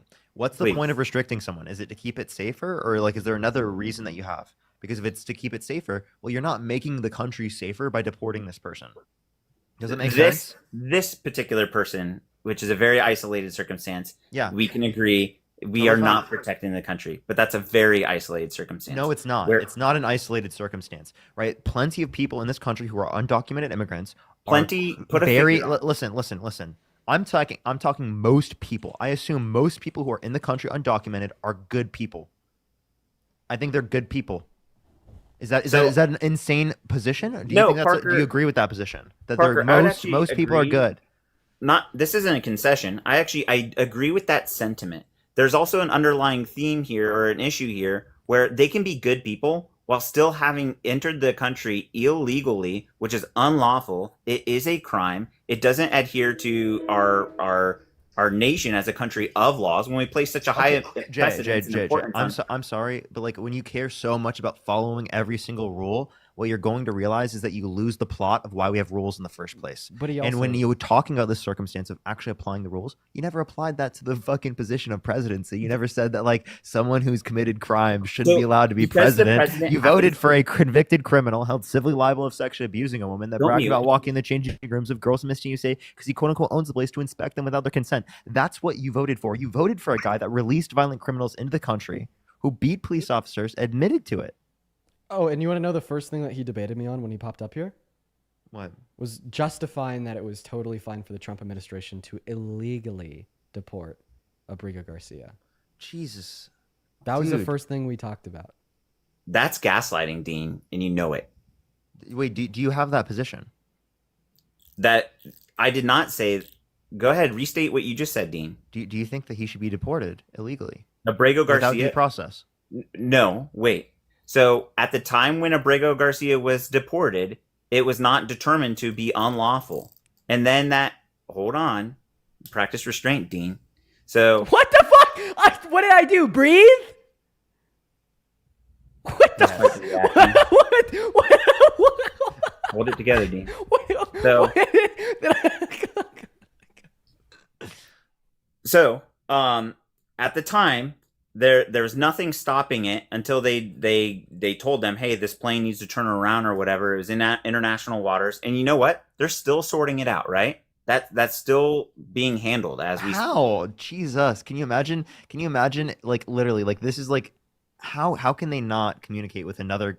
He can do tariffs. He can threaten all these different countries because they're not doing what he wants. But now he can't do that. Sure. So sure, and I understand your point. Like there are methods that we could implement to demand that El Salvador return Abrego Garcia, right? Why not? Why can't you do that? I agree that we can, but is it in our best interest to do it? One, and two. Okay. So that would also upholding. demand that Bukele. Wait, to clarify, he's saying upholding due process is not within our best interest. So Wait, do you think it was within our best interest to illegally deport allow him? me to respond to what Parker just said. So Sure, we're essentially asking you the same question. then let Parker just speak. So denying due process. Am I suggesting that denying due process, we should allow that to happen? No, I'm not suggesting that we should deny due process. What I do also understand about our immigration system as it pertains to illegal immigration is that we do have expedited, what's it called? Expedited removal. There you go. And good job. The previous, this is great. Oh, so much relevance here. The previous definition, or who qualified for expedited removal, was more restrictive before. But DHS has since changed who qualifies and who can warrant expedited removal, just like we changed the definition of rape, right, Dean? And so that has since changed, and he would, in essence, be eligible for expedited removal not without due process, but without a court hearing before a judge. There are other elements of due process that do not necessarily constitute a hearing before a judge. Being arrested is due process. So being as it on a relates, plane is due process. As it relates to Kilmer Abrego Garcia, you're actually wrong. So what? Yeah, so you're wrong.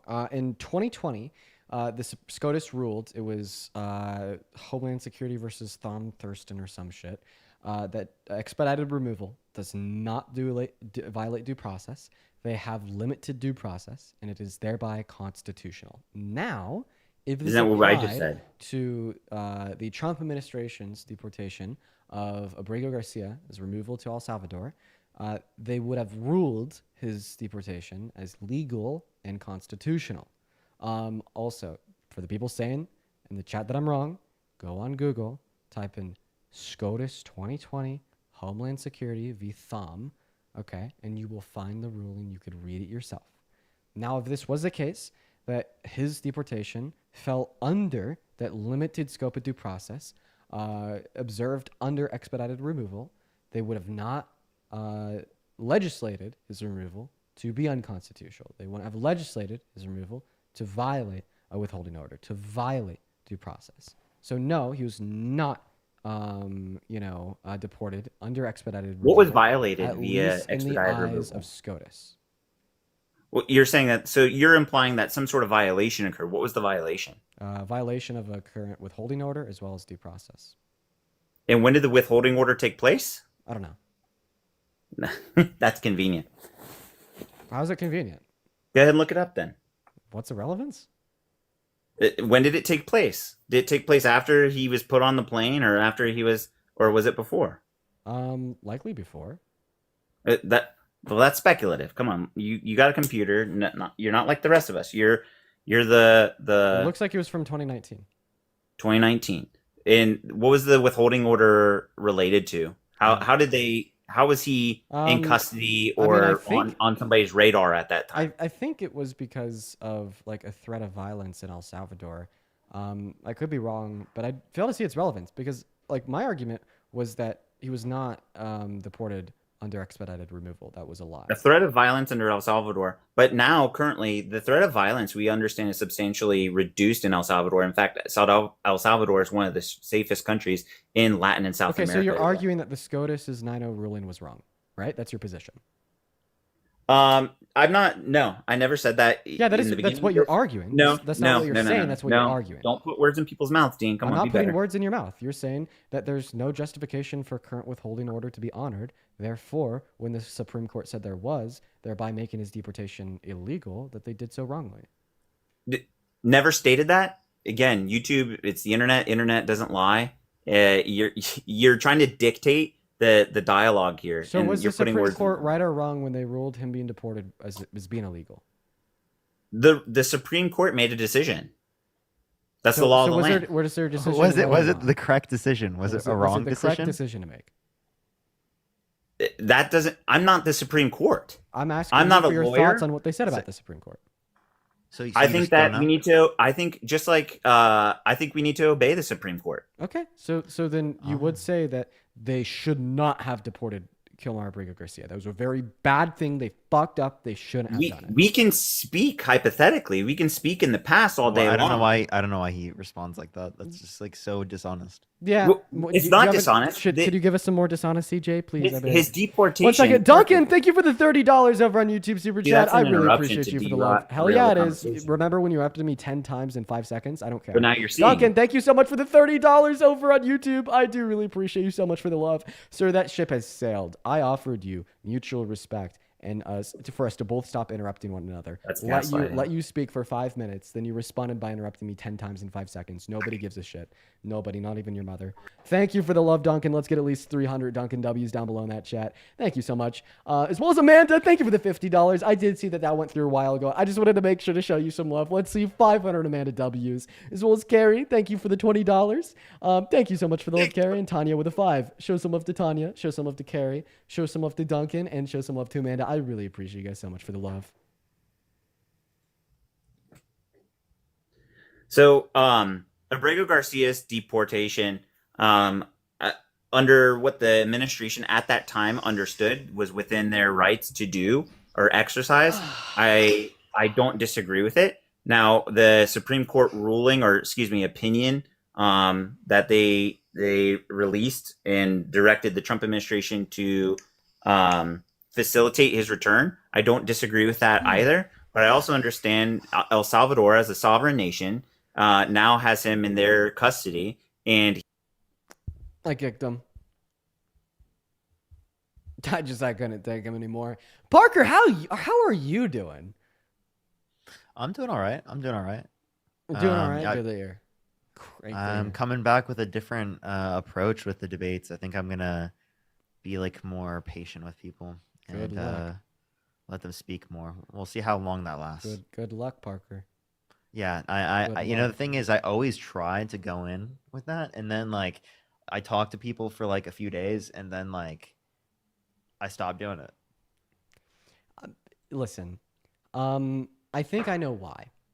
Because I've tried to do the same thing too. Let's get another guest up, but while we do, I want to explain my hypothesis. We can both try to be incredibly patient, incredibly good faith, and we will honestly be able to have some good conversations that way. But the issue is ultimately there will come guests every single day that simply push the line on the maximum amount of patience that you or I could hold via our own human fallible nature, right?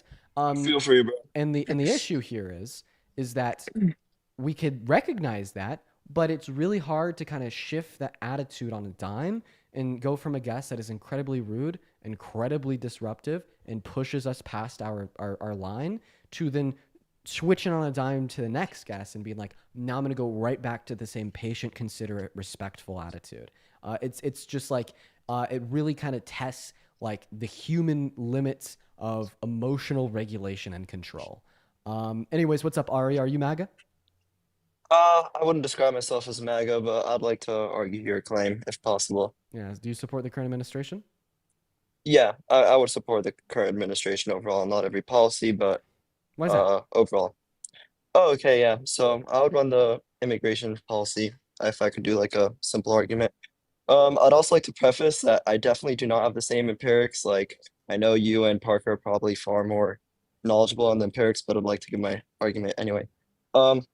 Okay, so I'd like to start basically making the premise. Is a nation's ability to enforce its immigration laws essential to its sovereignty, security, and constitutional integrity? Would you concede that? Not Not in all instances. essential. Essential. No. I mean, I'll concede it for like the intents and purposes related to the discussion, but I'd probably be agnostic on how essential it is. Like I feel like there's probably like a long list of things that are more essential than the enforcement More of that essential? immigration. But like for the intents and purposes in our conversation, sure, enforcing immigration law Immigration is laws. essential for Yeah, sovereignty and security. for the Yeah. sovereignty and security of the country. I will accept that. Great. Okay. Amazing. So the second premise would basically be that Trump's administration, both in this term now and in his first term, implemented strict immigration policies and it restored lawful immigration processes and reduced illegal entry. I That's what I was actually saying. I disagree with you 10x. I disagree with you a billion x. Because the root cause of undocumented entry into America is the slow, neglected, and depraved legal means of entry into America. Nobody wants to be an undocumented migrant. Nobody wants to go without a driver's license. Nobody wants to go without an SSN. Nobody wants to go without the ability to get a loan from a bank to buy a house. Nobody wants to go under the constant threat of being deported. But they just simply view the legal means of entry into America as unattainable. Okay, so I see. Yeah, I'm not arguing with that. But so like Donald Trump doing like short-term solutions banded on bullet wounds, like deploying the National Guard, illegally ending asylum-seeking processes, deporting citizens, taking away constitutional rights from undocumented migrants, or simply not honoring them.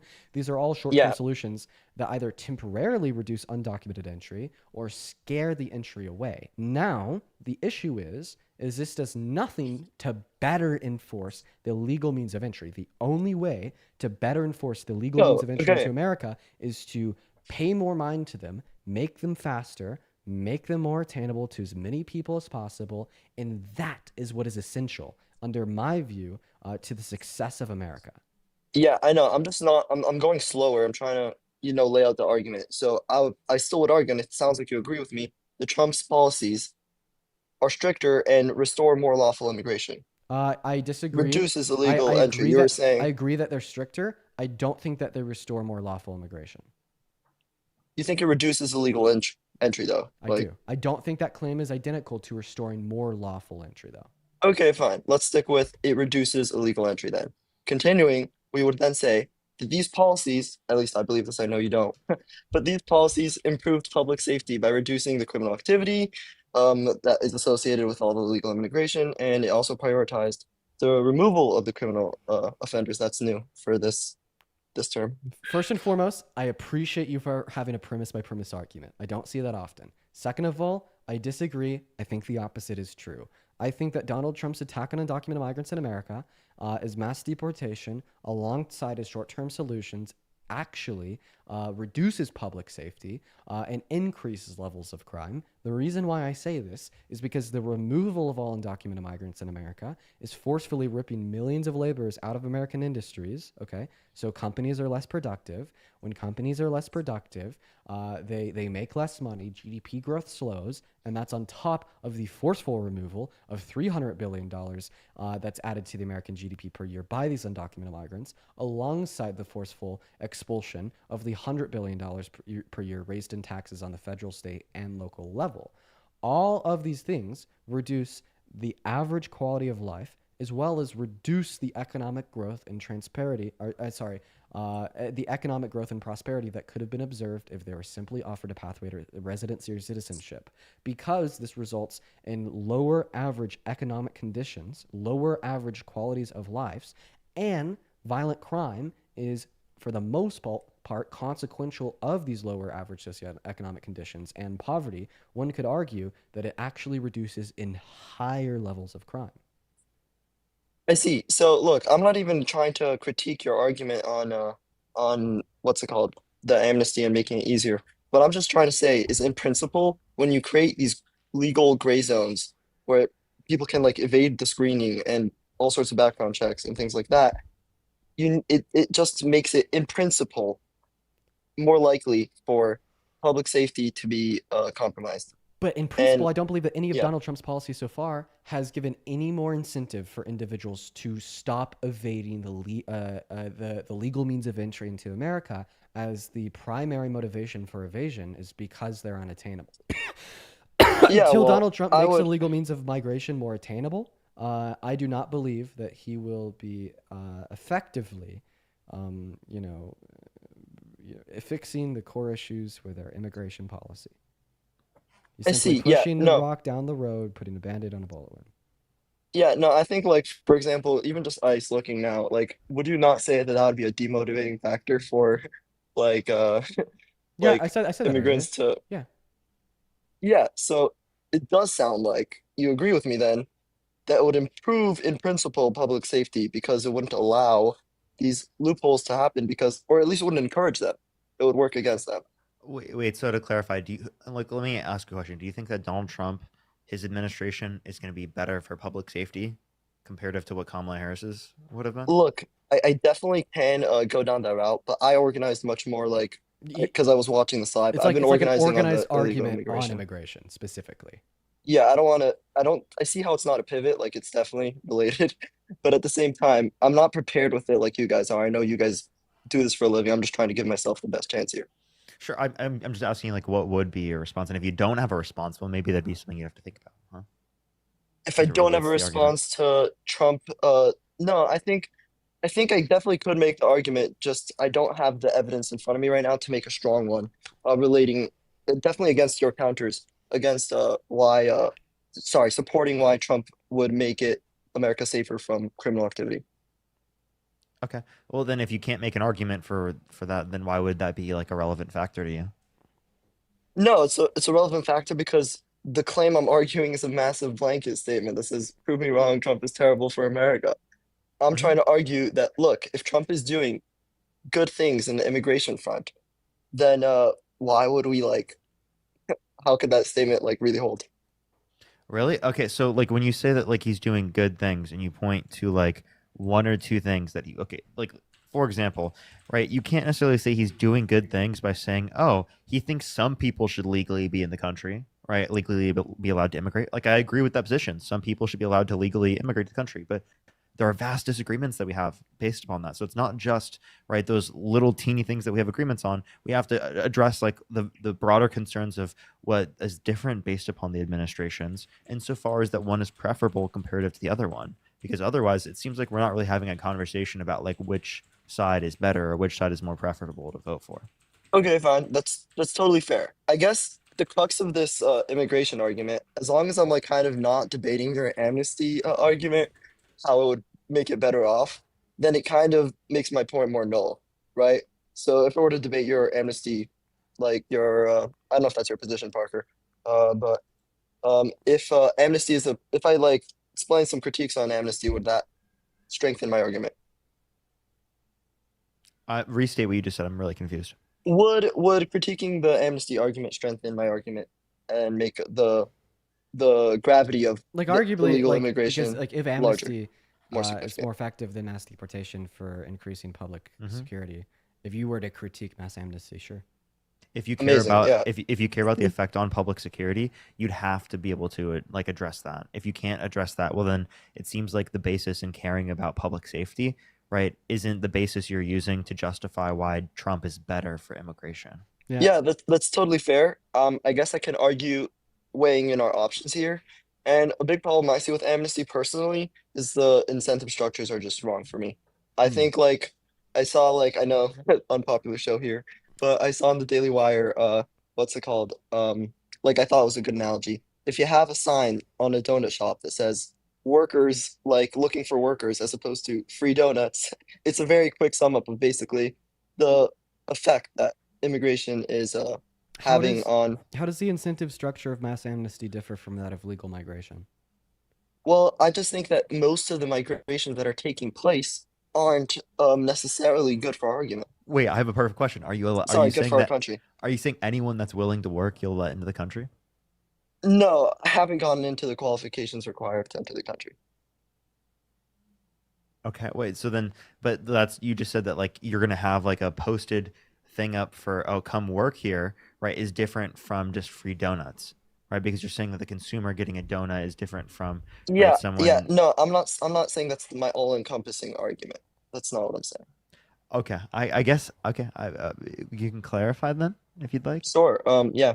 So I think that if you want me, I can get into the qualifications of what I would think would make a. Again, I actually don't know very much legally specific laws that would specify that. Want But to add one thing? no, on I here. can give some examples of I just want to qualifications. add one thing on here about the incentive structure. Then you can do that. Sure. Absolutely. about like the donut store with a sign that says free donuts. Would they get free donuts if they had to like break laws and move mountains? Probably not. Would they get free donuts if what? If in order to get the free donuts, they had to first break laws and move mountains. What do you mean by move mountains? I'm Like just put it in, that's a metaphor that a reference is like an incredibly high amount of effort and work in order to achieve the end goal. Well, I think the incentive is super high to get these donuts basically in the US as opposed to being in Mexico. So then So at I that do point, what's think the the incentive distinction is high, yeah. between somebody that would be interested in free donuts and interested in work?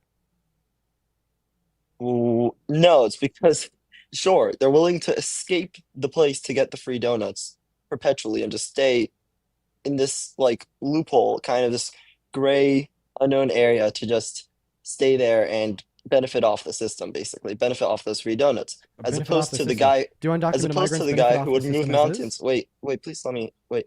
As opposed to somebody who would see the free donut, not sorry, see the work like looking for work sign, and they would also move mountains because they're looking for the opportunity to help our like Do undocumented help migrants our benefit off the poverty. system as is? Do you think what? Sorry. Do undocumented migrants benefit off the system as is? Yeah, I do. I do think they enjoy free public school, healthcare, things like that, basically, off Okay. the taxpayer. Well, to sum it up, so A, undocumented migrants are productive providers, pay significantly more in taxes in contrast to the benefits in which they take away. B, they have less benefit from the system than citizens do. There's no federally funded programs that benefit undocumented migrants outside of the expenditure allotted to access to emergency rooms. C, for free education benefiting from the system, education serves an ROI. Okay, not to mention when we were all children benefiting off of the free education system, we didn't pay taxes. Guess you got to call us freeloaders too. And C, as far as I know, every quote unquote undocumented migrant that is in the public educational system in America today, most of them are actually US born citizens by parents that are undocumented.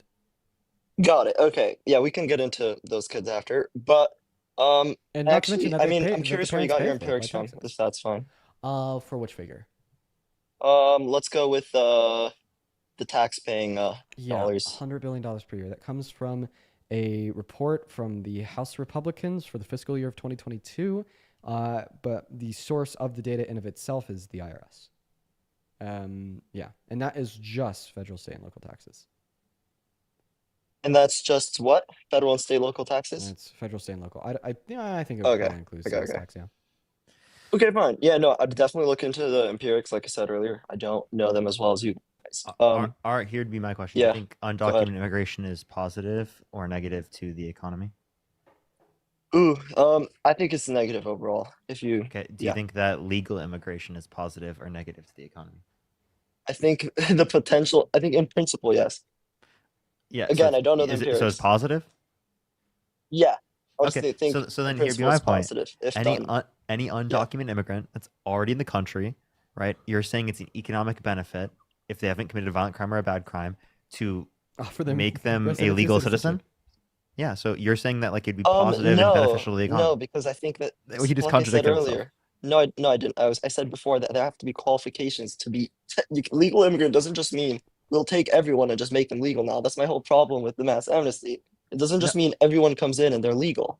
No, That's no, what no, I'm no. saying. No. You said legal immigration, positive to the economy. Illegal immigration, negative to the economy. If you Okay, make people who sure, are in I'll the country qualify that. undocumented, who are negatively impacting the economy, and under your view, right, legal immigrants, under your view, it would positively impact the economy. That's just what Sure. logically follows. Also, I have two people think I'm really sorry to I'll interject. modify my claim then. I'm sorry I Do you don't have mind, it like well do you mind fleshed out. responding to Parker after I think one person real quick? Sure, go ahead.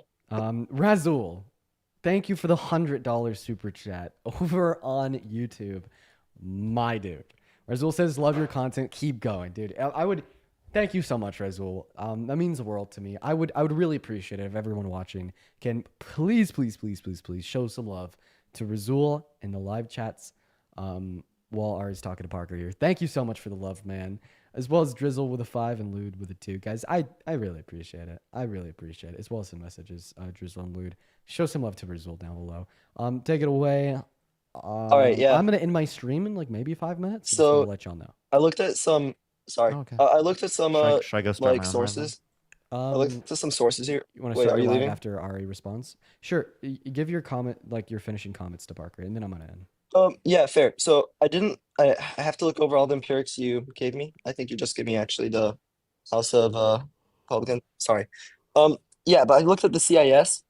The CIS says that illegal immigrant households cost taxpayers $89,000 over their lifetimes. What's the total amount?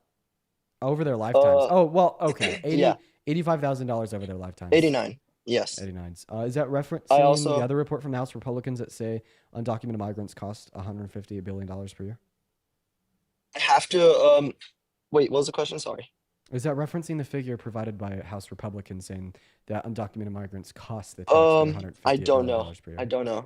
Okay, well, I'd suggest looking into that because a big problem with a lot of the data that comes from Republicans on the expense of undocumented migrants is that it's misinformation, but it's very. Is the CIS like I it's- don't know the CIS? Well, What do you say it's they a could be Republican source. They, I mean, I'm unaware. That's It's a why I asked Center you. for Immigration Studies. Like that's just based off the title. Okay, well, there's two possible things that could be true. Either they are referencing like the House Republicans report, or they're just saying that this is what they cost. This isn't what they pay in. You know what I mean?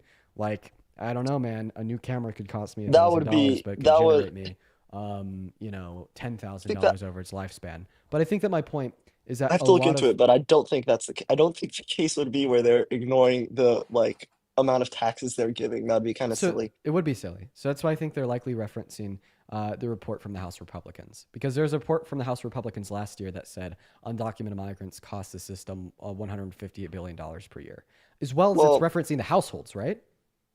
It's talking about the households. Then I know it's referencing the House Republicans report, and now I know that CIS is right. Why is that? I just don't know the House Of of. I don't course, know and the I House's, want to explain why. Because they're really sneaky with their information here. Because what they sneak in is natural U.S.-born citizens of undocumented migrant parents, like expenses for the children's education. They're citizens. Expenses for any and all public services only offered to the children, like SNAP benefits, food stamp benefits, EBT. Yeah, benefits, I could argue even that though the those are just I could argue that provided the by children shouldn't be citizens though.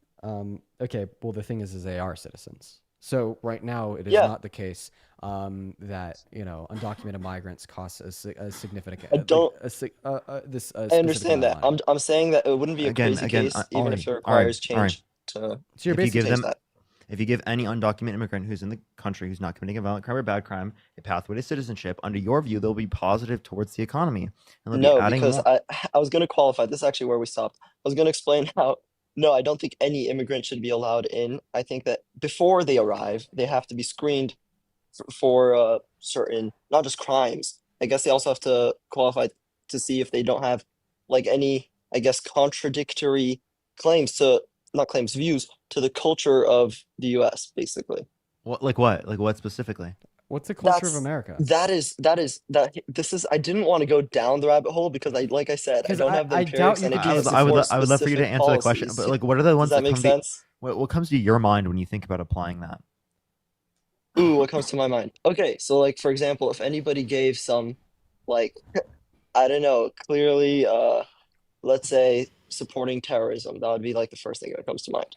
If someone supports terrorism, Yes, they should not be allowed inside the country if Okay, they I have a support question. terrorists. can you Yeah, can you, sorry. can you define terrorism? You know that Qatar was Okay. involved in 9/11, and Donald Trump just took a $400 Here, million I private can wing jet the from them. formal definition. I know, like If somebody, try if winging the somebody, formal definition, you if can correct somebody, me. if somebody got like a fuck ton of money from a state that has been involved in terrorist acts against America, such as 9/11, would you Dean, consider that was them to that was support a terrorism?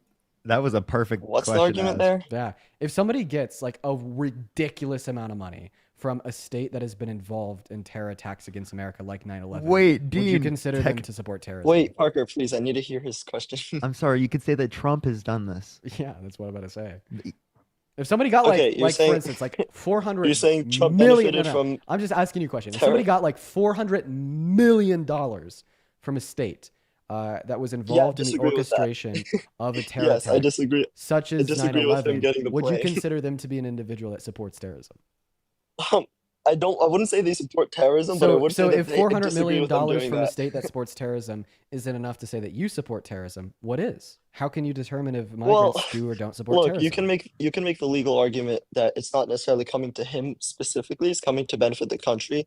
And you can also make the argument that when Trump It's put says in his presidential America library after his first, term is over. Come on. you can also make the claim that when Trump says America first, he's saying regardless of the entanglements of outside foreign countries, he will do the things that will benefit America. And Okay, I well, don't the think 400, well, that like this negatively necessarily. retrofitting the $400 million jet that is for him specifically and will go in his library once his term is over will actually cost American taxpayers a lot of money. But How will it cost? But Okay, to retrofitting. retrofit Okay. it, yeah. But answer my question: if getting Once again, $400 million I think that from a state, reduces your argument to something I'm totally asking you different a than it was question that you're not before. answering. If getting $400 million from a state that supports terrorism doesn't mean you support terrorism, what does? I don't know, maybe supporting them. Like by support, like do you mean like explicit? Okay, you mean like giving them funding, Maybe if we gave them the jet, basically, that or would like be an or like example. wanting to be allies? Oh, giving them funding? Yeah. Well, we Yeah, can show you basically. them. Yeah, we can show you just that. Yeah, this is Okay, is yeah. when, I this guess is, I would look at the this empirics. is this I'm is not, when like people I get said radical. before, This is I'm when people open. get radical. What about like the CIA coups on African countries? What about like funding Israel? What about sanctioning and tariffing every country on the face of the planet apart from Russia? Yeah, I don't. What about Again, what about the war in the Middle East? I think what's happening right now is we're spreading the argument so thin. We're What getting about away like from the point I Donald was Trump making. releasing 5,000 Taliban terrorists All right, from Camp all right, David okay. prisons? Would it be? What about the new deals You're in gonna Qatar? call it a pivot. Aren't we giving Qatar something in return? You're gonna call it a pivot. I'm gonna say I want to return back to where we came from. Okay, well I get it in my Because life. I think Do you we want to spread continue it the too thin. conversation with Parker on his life? You're ending your life. I don't know. I don't know if I can. I'll continue, I guess. Sure. Parker, All right, do I have to I'll see you there. What account are you let going me live on, follow you Parker? for a second? This one, Parker, Sweet. get a real job. Taylor, thank you for the galaxy. Sweet. Yeah. All right, fine. Yeah, I'll look for your live. Bye. For I'm every, also on YouTube. Everyone, Parker, get a job. it was How's it good going, seeing you guys? again today. So for It was good everyone seeing you. watching on TikTok and YouTube, I really appreciate you guys for tuning in. I'm in my live. It's been a I'll good see you, bro. day. See you, Text Parker. me, See you, man. Parker. I got you. Good to have you back, man. Good to have you back. I'm gonna go ahead and end. I really appreciate having you guys here with us today. Now, Parker's gonna go pick up that debate like ASAP, right? The same person, same thing. So if you're on TikTok and you're hearing me talking about ending the live, and I'm like, and you're like, damn, I want some more debates.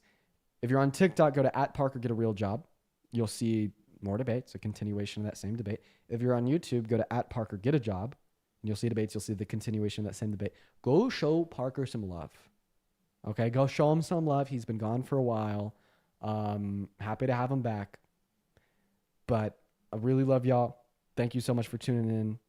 Live on YouTube @Parker Get a Job. Live on TikTok @Parker Get a Real Job. Peace, love, and take care.